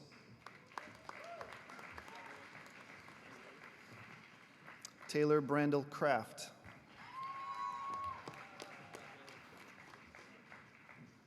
Brian Alvin Craig.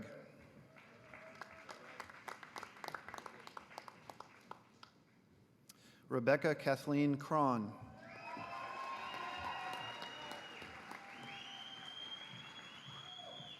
Leslie Ann Kraus.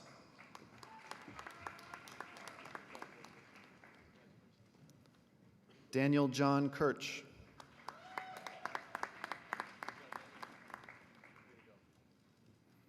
Alexander Michael Christensen.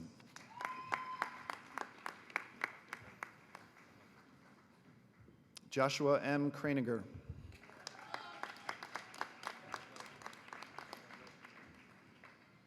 Henry David Kruger.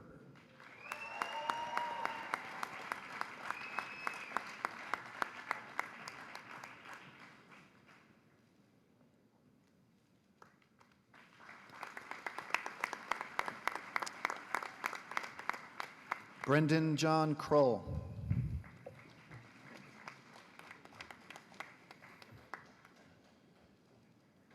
Daniel Stephen Kuharski.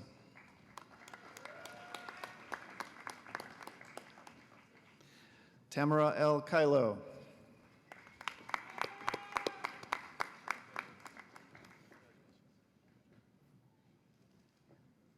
Allison Ann Lang.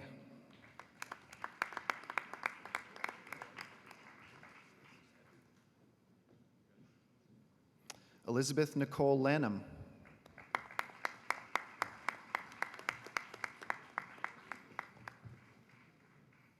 Kevin David LeCaptain.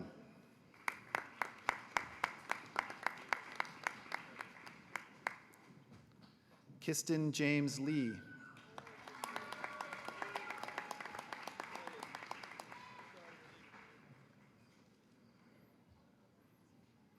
Carmen Angelina Leonard.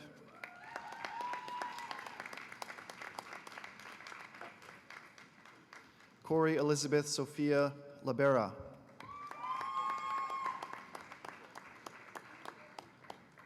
Curtis Austin Legaki.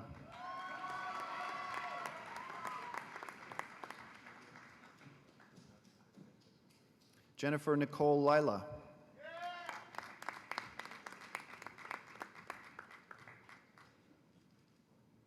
Rebecca Lindeman.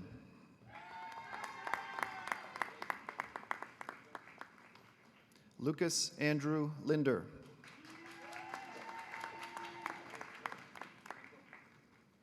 Bailey Nicole Lippeth.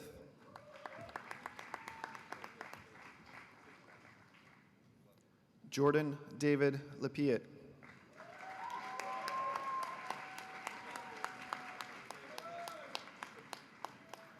Abigail M. Livermore.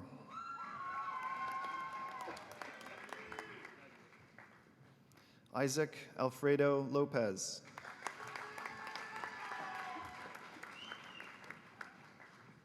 Ashley Marie Love.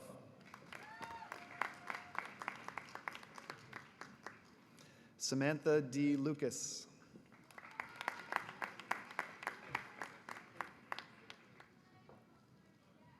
Victoria Lynn Lumbert.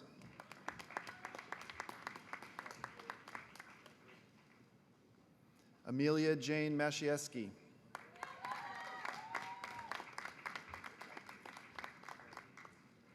Quinn David McKenzie.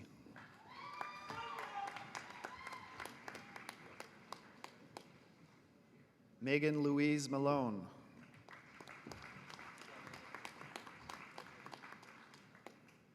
Ashley Rose Maple.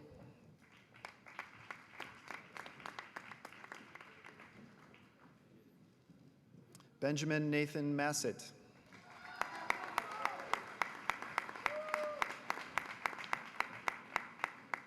Rachel Claire Massey.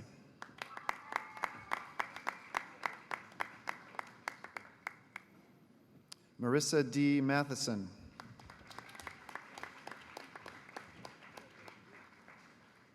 Allison Marie Mathias.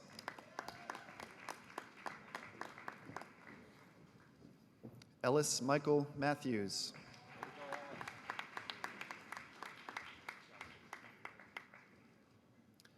Diana Lynn Mattis.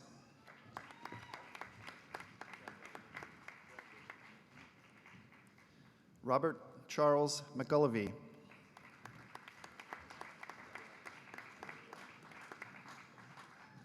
Maura Ellen McCann.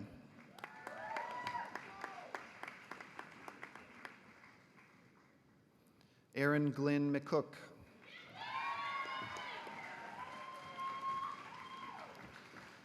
Kaylee Shea McCormick.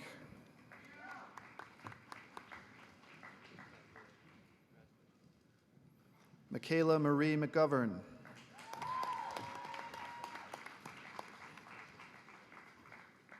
Ryan Thomas McGuire.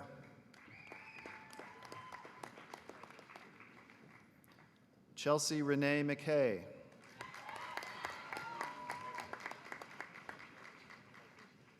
Laurel Caroline McKenzie.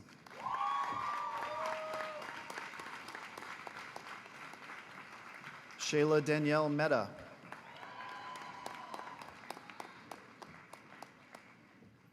Thomas W. Mealand.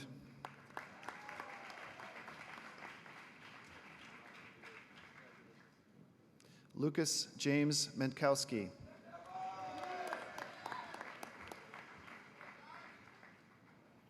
Jeremiah Joseph Mertz.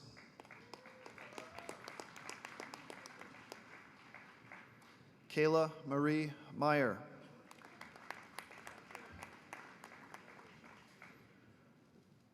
Cassandra Elaine Myers.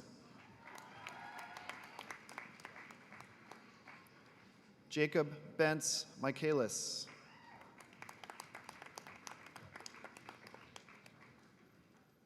Adam Joseph Milano.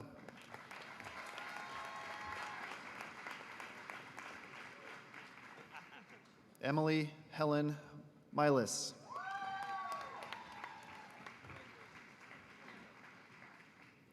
Heather Marie Miller.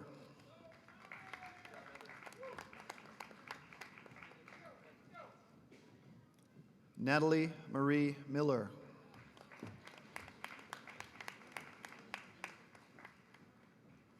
Ryan W. Miller.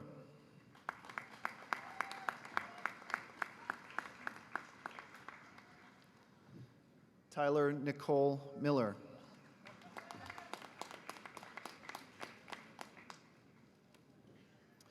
Andrea Ann Miranda.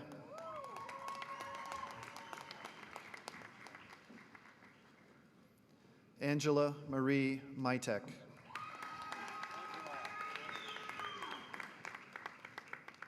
Sean James Middle. Michael Robert Moen.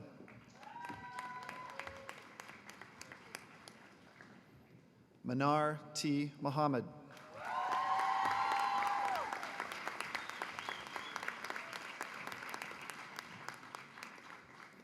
Dana L. Moore.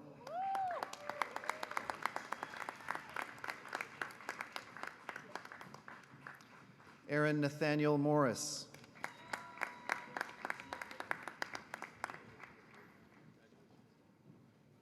John Robert Morton.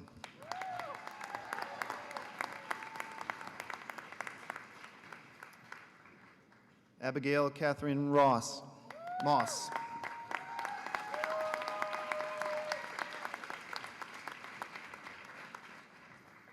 Macy Joe Mueller.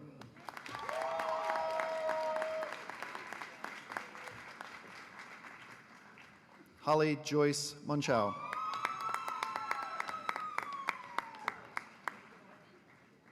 Lindsay Arlene Munchow.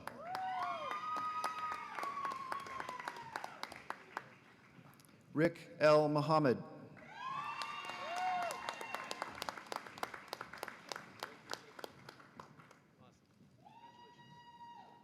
Emily Diane Mylert.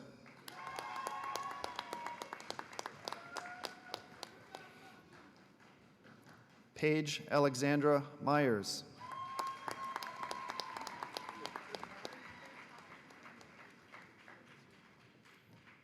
Sarah Ann Elizabeth Mice.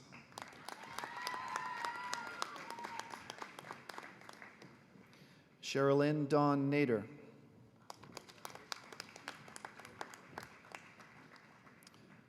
Robin Christine Neeson.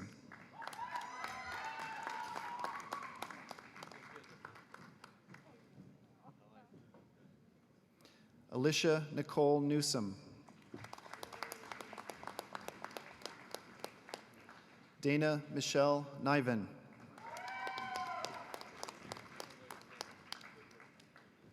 Jack W. Noren.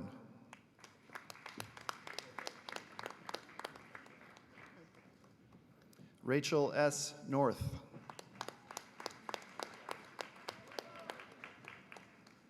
Sarah Elizabeth Nudie.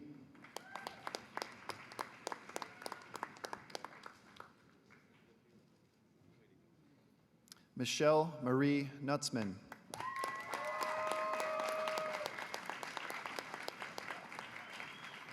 Carla Nuzzo.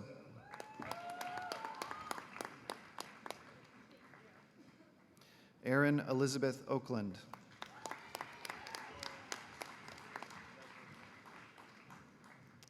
Taylor Scott Onis.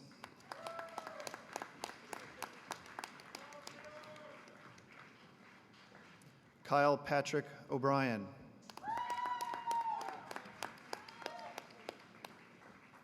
Tyler James O'Brien.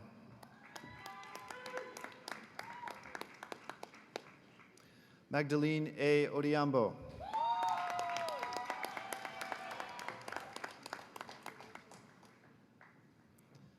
Miles Ray Olson.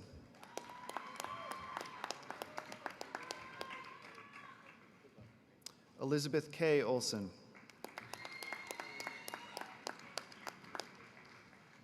Michael Robert O'Neill.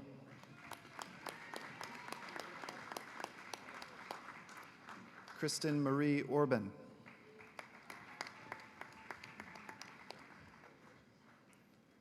Reed Stephen Ortland.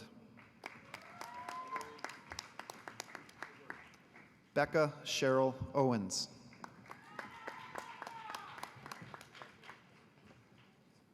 Cassandra Pacheco.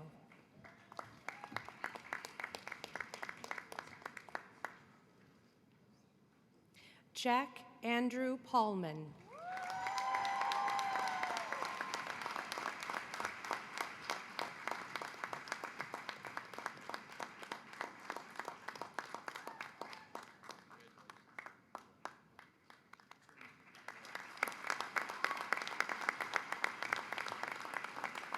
Victoria Rose Papzicki.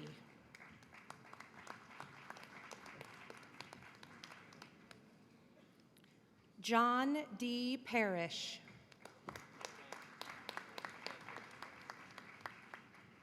Mackenzie Lynn Parks.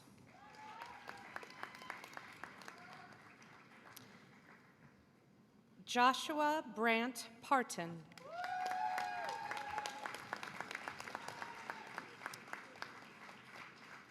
Joseph Hallen Peshauer.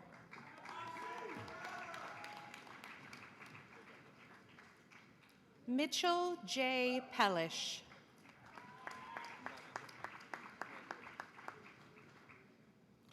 Crystal Dianis Perez.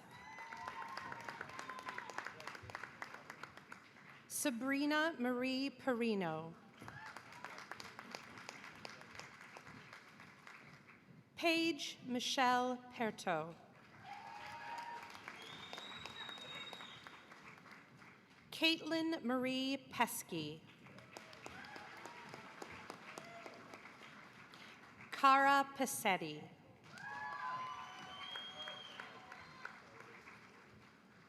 Jacob Joseph Peters.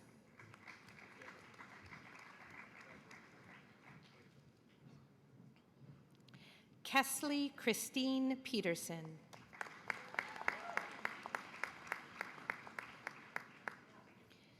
Kirsten Margaret Peterson.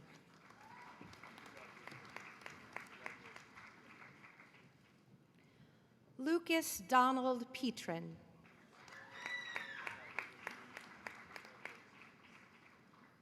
Joseph Clyde Pettit.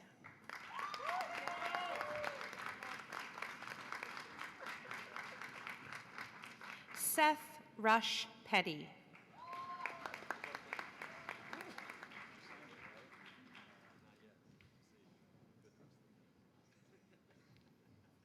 Nicole Michelle Piffner.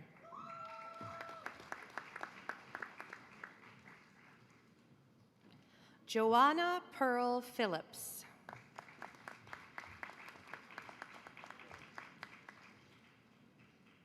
Kevin Patrick Plazek.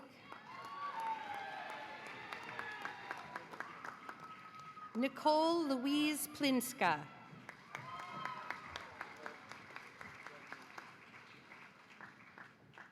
Michael Stephen Pobecki.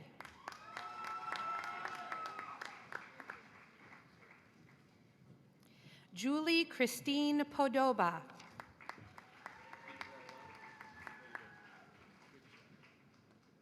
Rick Allen Podoba.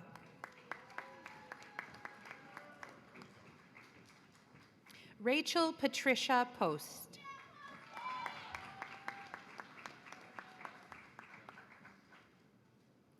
Kaylin Alyssa Potter.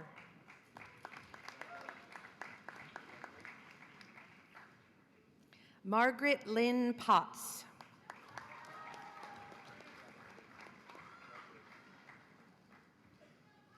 Andrew John Powers. Michelle Caroline Posen. Abby Marie Prellberg.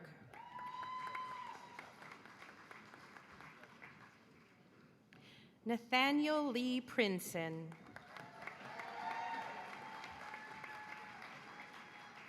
Samuel Jordan Quiet.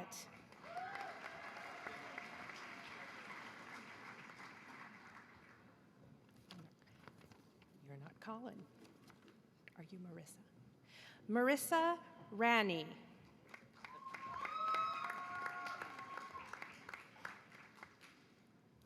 Cody Patrick Roslowski.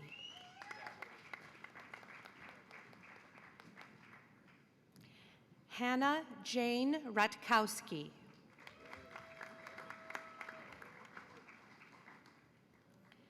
Marina Eleni Rebecki.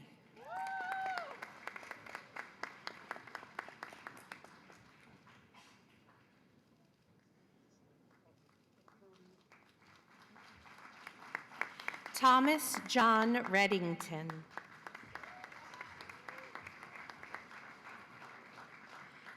Alicia Christina Regis.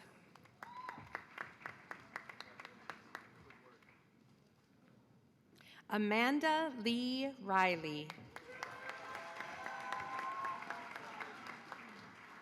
Shane Michael Riley.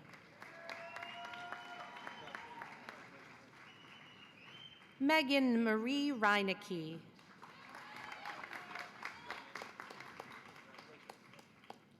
Taylor Nicole Dane Relly. Allison Marie Rendon.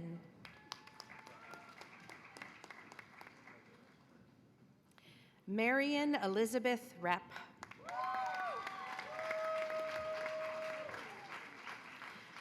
Chelsea Ann Reuter.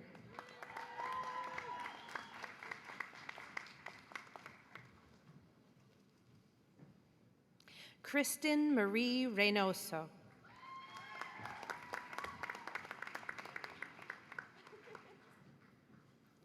Brandon James Reilly.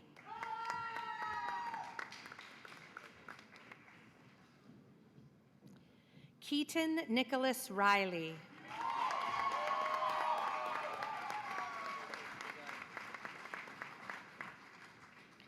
Erin Vivian Ritchie.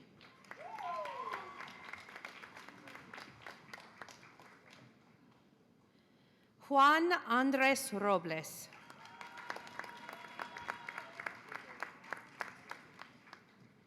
Alexander Jonathan Rodriguez. Eva Marie Roselle.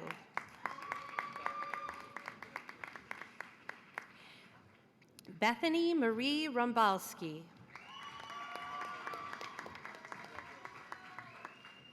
Domenico Anthony Romosi.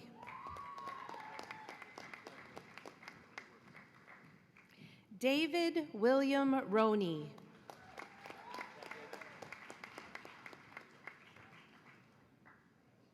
Sarah Marie Rosario.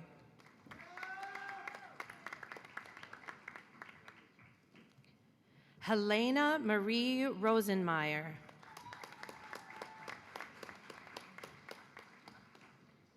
Samuel S. Rovick.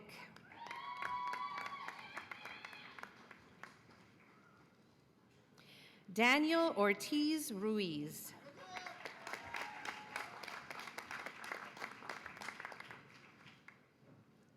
Krista Marie Rumfeld.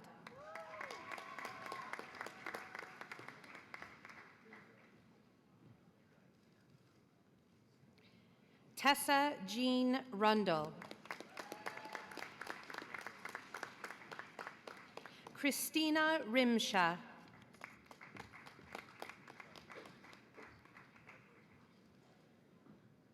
David Leon Sablaski.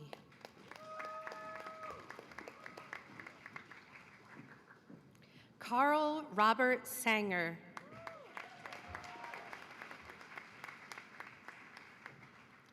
Genevieve Marie Salata.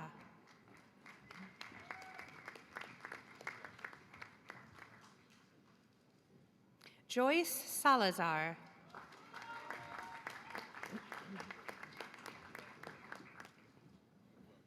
John Peter Salerno.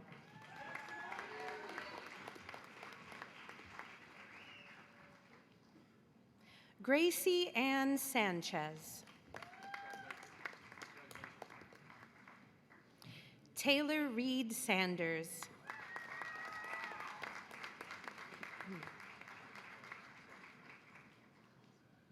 Bethany Rose Sasson.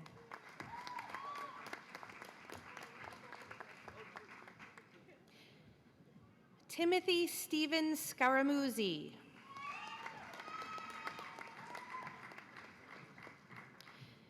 Nicholas Joseph Schaefer.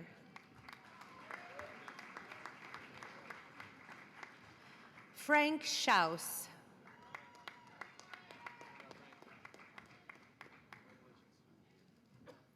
Aaron West Sheets. Tyler Charles Shend.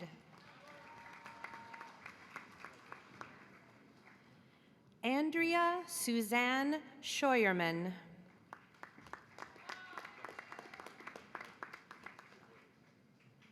Christina Marie Schicker.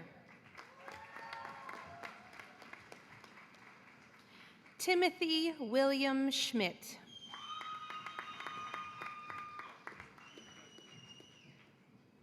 Morgan Faye Schmidtke.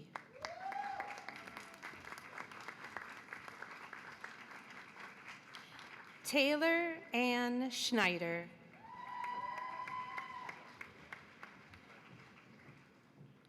Emily Ruth Schreiber.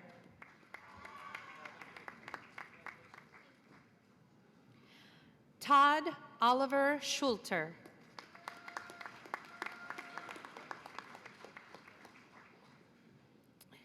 Jacqueline Christine Schultz.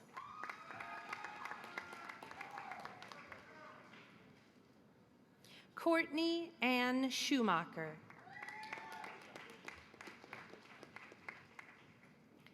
Joseph James Schwabi.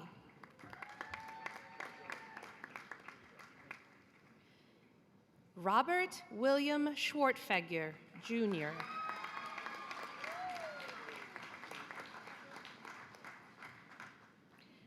Tyler J. Seaman.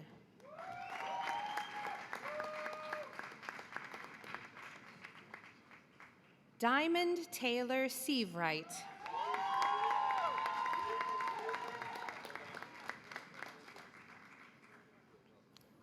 Brittany Semro.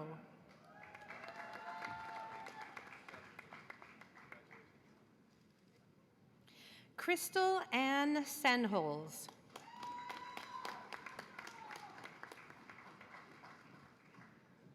Allison Mary Shannon.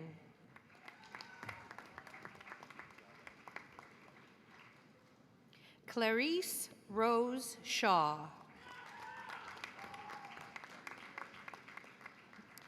Jennifer Marie Shellman.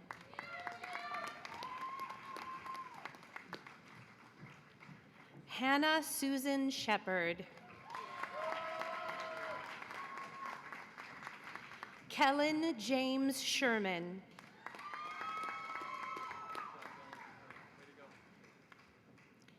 Haley L. Sherwood.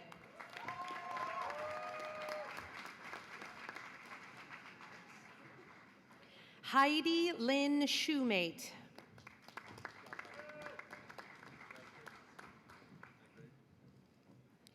Bruno Celesio Valdez.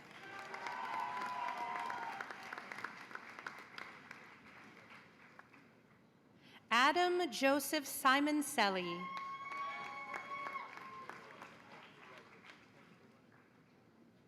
James S. Simonson.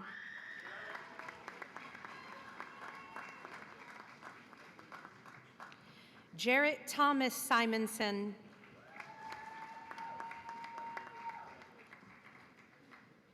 Ashley L. Sims.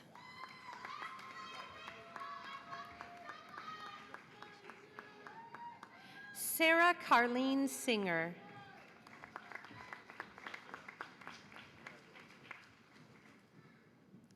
Patrick Edward Skeet.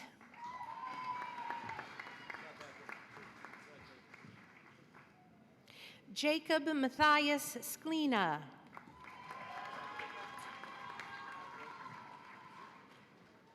Kristen Nicole Skalavic.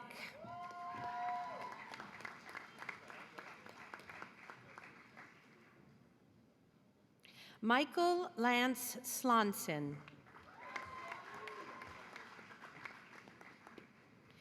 Elizabeth Ashley Slovic.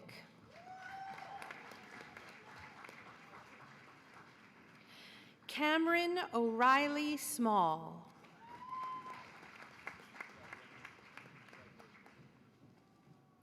Brianna Whitney Smith.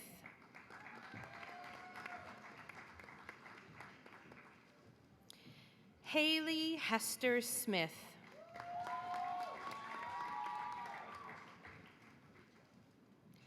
Isaac Gregory Smith.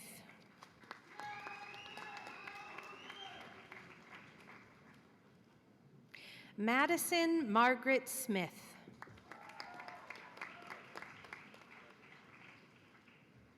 Megan Elizabeth Smith.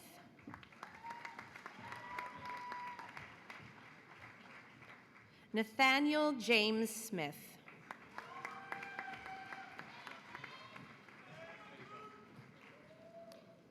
Sean M. Snyder.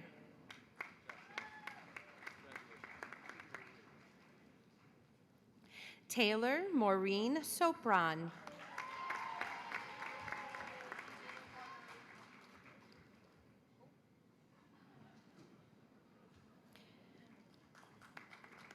James Ryan Soa.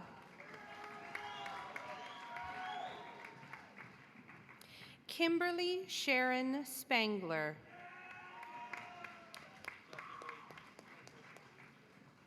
Michelle Lynn Spiewak.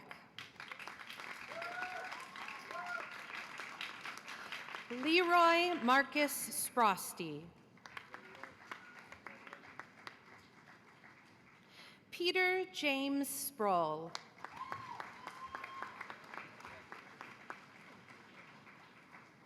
Nathan John Stahl.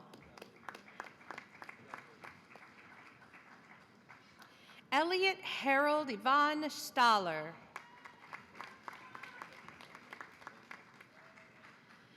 Dominique Francesca Stangus.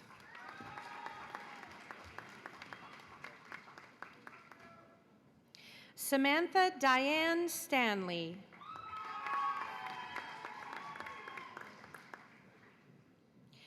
Daniel Steenrod.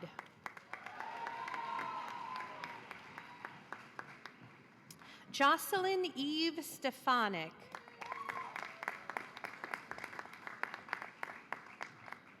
Abigail Stegner Freitag.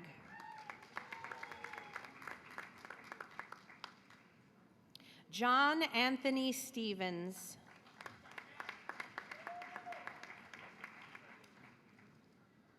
Marissa Ann Stevens.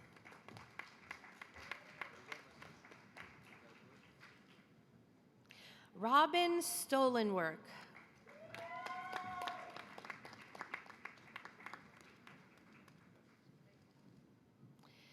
Jason Andrew Stoner. Amy Jacqueline Stote. Tyler John Stroll.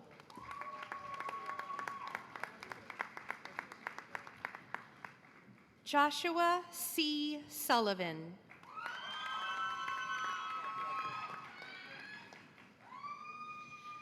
Zachary A. Sullivan.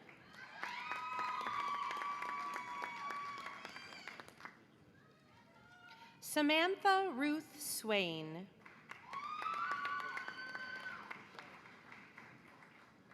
Kelly Olivia Swafford.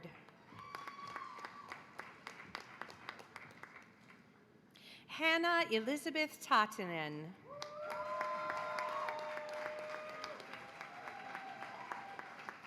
Sui Tao.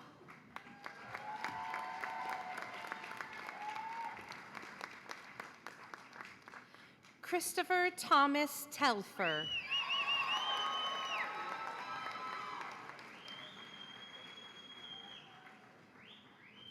Russell Warren Telfer.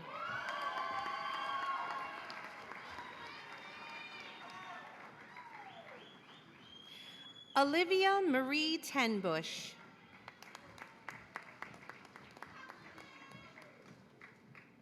Andrew Test.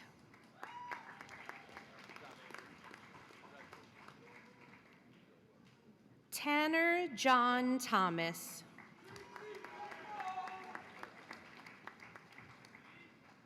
Elena A. Thompson.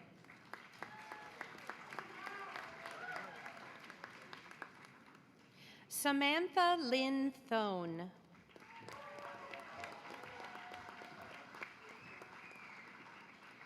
Sarah Lynn Thrasher.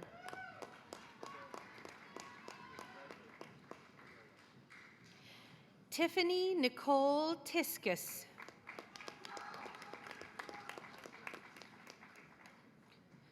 Logan Elizabeth Titus.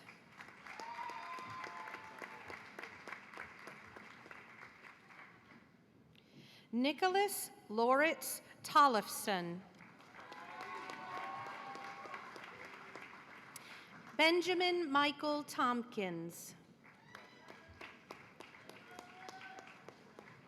Samuel Stephen Tompton.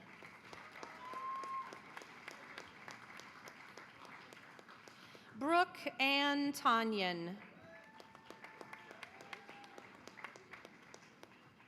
Larry Philip Tostrud.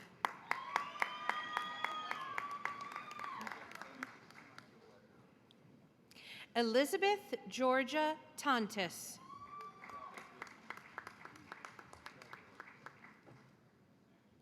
Colin Ray Trainer.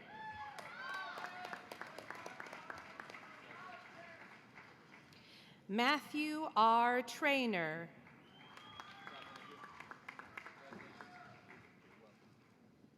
Ryan Joseph Trower.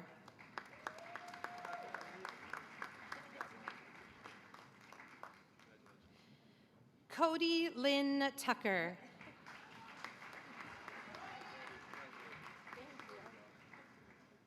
Jonathan Paul Tulaka.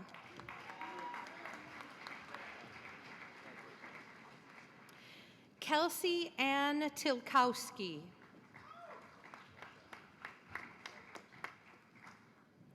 Michael Robert Ewan.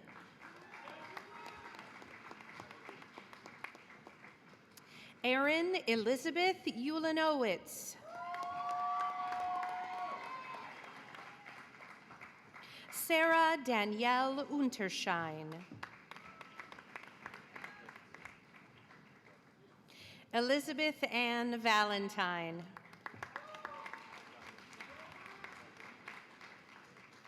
Sean Patrick Valentine.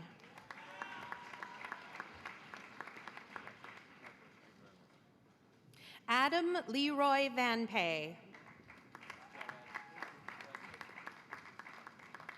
Brianna Nicole Varnes.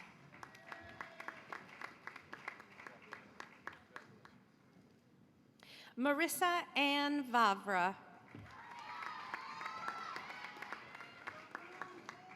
Jordan Pierre Verba Huidi.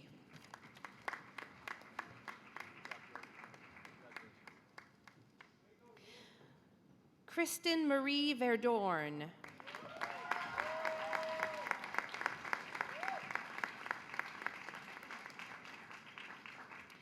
Alyssa Margaret Wall.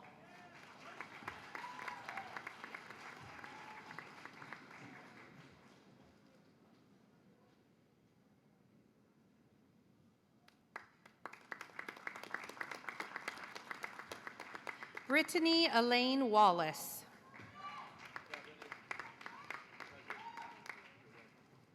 Richard Daniel Ward, Jr.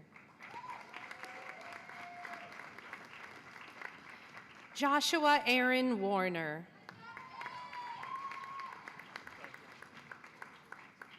Marnie E. Warner. John M. Warnock.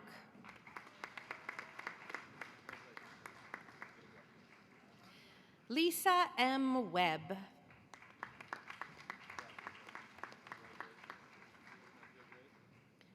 Thomas Brady Webb.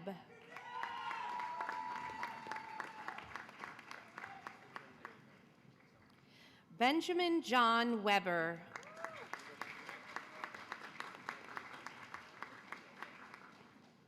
Allison Lee Wellnitz.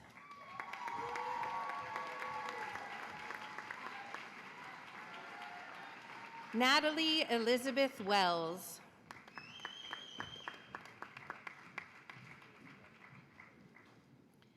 Chad Curtis Westenberg.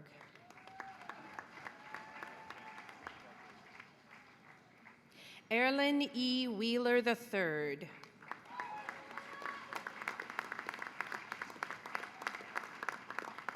Samantha C. White.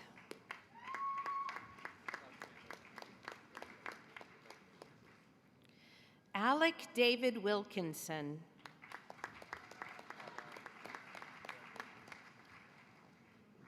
Heather L. Wilson.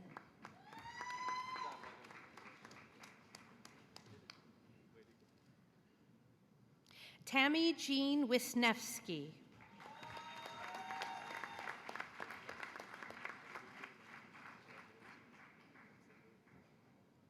Elizabeth Ann Wittenborg.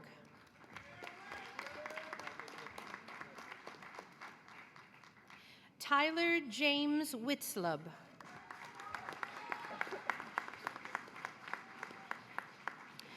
Raymond J. Wojciechowski.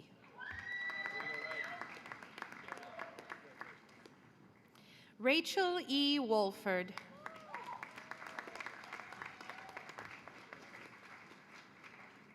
Carly Lane Wolfram.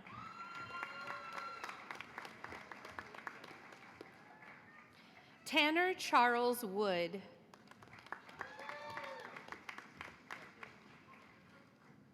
Daintree Margaret Woods.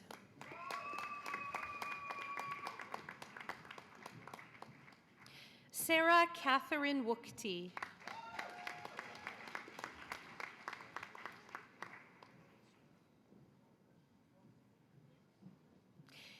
Iftu Abubakar Yoya.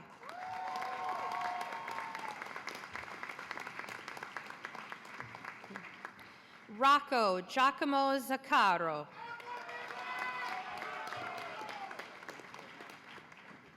Stephanie R. Zach.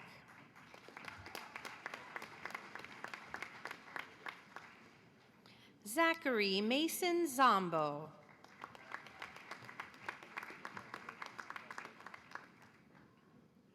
Kevin E. Zazada.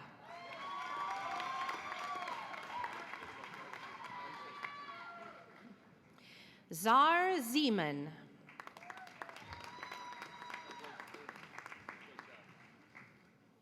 Amanda Erica Zibel.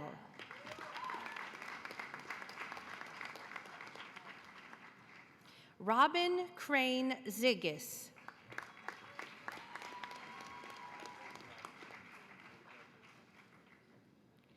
Dara Ann Zucker.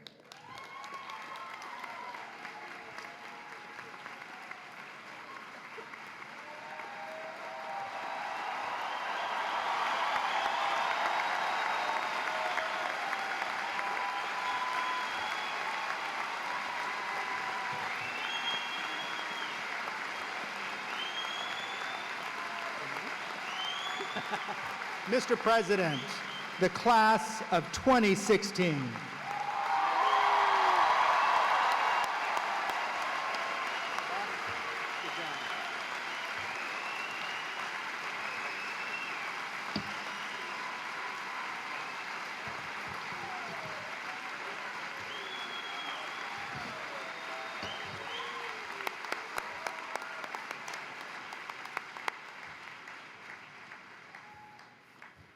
Wow, what a feeling up here.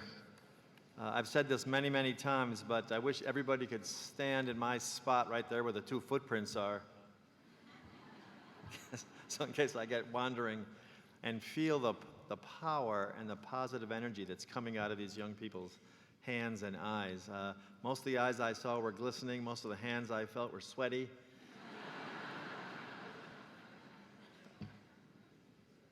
But it's unbelievably inspiring to do what I just did. Congratulations, class of 2016. I'm so very proud of you.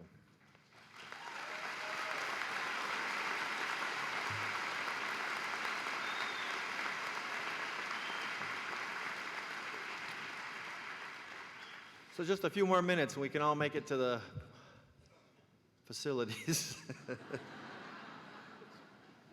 Not supposed to say that, am I?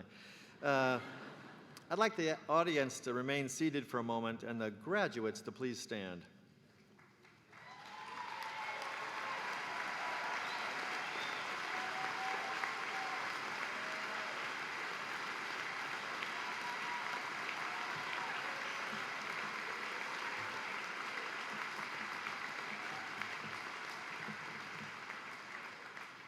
Boy, I think Speaker Ryan got it right. You are deeply loved. Members of the class of 2016, many of you have heard the applause of your families and friends as your names were called today. I would invite you now to look in their direction and thank them for their support during your years here at Carthage.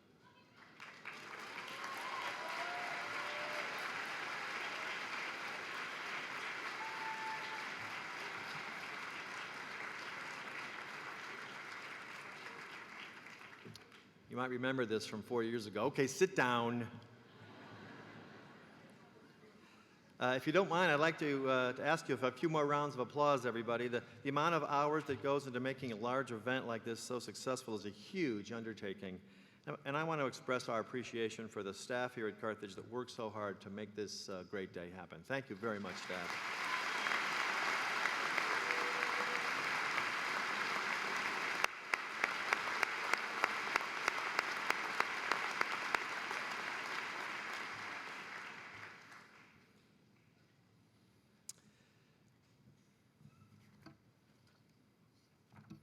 Well, if you don't mind, I'm going to go a little further. In addition to the staff, there is another very special group of people who are inspired every day by all of you graduates. As you reach your potential and achieve your goals, they have helped you step by step. You have learned from them, listened to them, studied and researched with them, and grown with them. They have helped you, guided you, mentored you, and they are the pride of our college. Please join me in recognizing the Carthage faculty.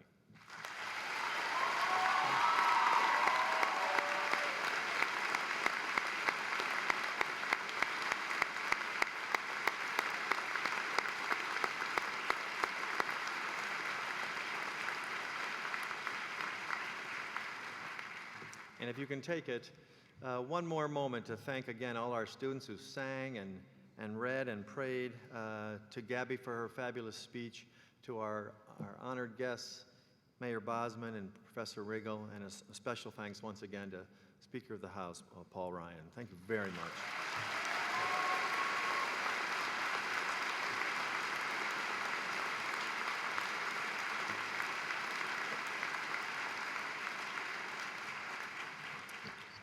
So I'm going to go quickly and just say a couple of words. Graduates, it has been 4 years since we last got together like this. It's been quite a time, hasn't it?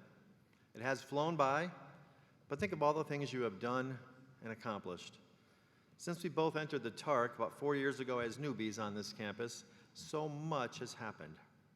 You have taken an amazing array of classes, tucked away about 130 some odd credits, worked with incredible mentors, shared what seems like a lifetime of experiences with so many people, competed in a dizzying array of athletic and academic competitions, traveled the world, probably fallen in and out of love, hopefully not too many times, learned so much that it would be impossible to even imagine the inside of your head on that fall day 4 years ago. You've met your best friends for life, maybe that special someone, and now you have earned a college degree, graduated. Incredible. So I'm going to try a little experiment. Let's try to travel back in time to Sunday, September 2nd, 2012, right at high noon. Do you remember how you felt, who you were sitting with, what the day was like? Well, at the risk of being overly redundant for those of you with exceptionally good memories, here are some parts of what I said to you on that day. I wonder how these messages reverberate with you now, 4 years later, wiser, older, and a little less nervous. Here's what I said, quote, "Think for a minute about the history of mankind. If the length of a football field represented the history of the earth, the history of mankind would occupy only the very last fraction of an inch on that continuum. Somehow we have survived. We have found safety and shelter from predators and natural disasters. We've domesticated agriculture, raised language to an art, harnessed incredible sources of energy, forged the beginnings of a true understanding of our planet and the universe." And then I asked, can we continue? Seems preferable to the alternative. We must continue. We must. The truth is that it will take all of us to do so. The challenges ahead are too great to be accomplished by only a few. And then I told you about a friend of mine from Zimbabwe, a man named Taiwanga, who told me of his family of 300 and about the meaning of the African saying Ubuntu. And I said, Taiwanga explained that everyone in his village was a part of his family, all living within the protection of a tall wooden fence built to defend against wild animals. His father and mother and siblings were part of a larger, interdependent collective that optimized their efforts to survive. When he was hungry, he took his meals with whomever he was with. When it was time to sleep, he slept where he was. His cultural identity was devoid of notions of class. There were no homeless people in his village, no orphans, no lonely elders. His culture, his family, was about survival, about living out the notion of we. I am here because we have survived, and we are here because each one of us has had to seek and fulfill our individual potential to make our family stronger and healthier. We are here because I am part of something much bigger than myself, and even bigger than my family. I am part of an endless miracle, precious, precious gift of life. I am here because we are. We are because I am. So by bonding together over the last 4 years, you've not only survived college, but have thrived as individuals and as a kind of family. You are about to enter into a very different and much larger village. Use your skills, use your instincts, and perhaps most importantly, use your heart, and you will prosper. You've been given a lot of advice today, probably enough to last you quite a few years, maybe even a lifetime. Use it in good health. I'd say it was free, but in fact, we know that's not really true.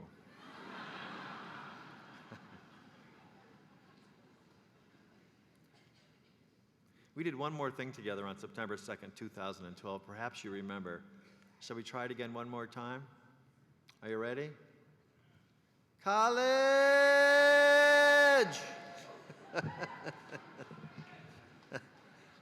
Graduates, it has been a true pleasure, a true inspiration for all of us here at Carthage to get to know you, to have shared these last 4 years with you. Stay in touch and be happy.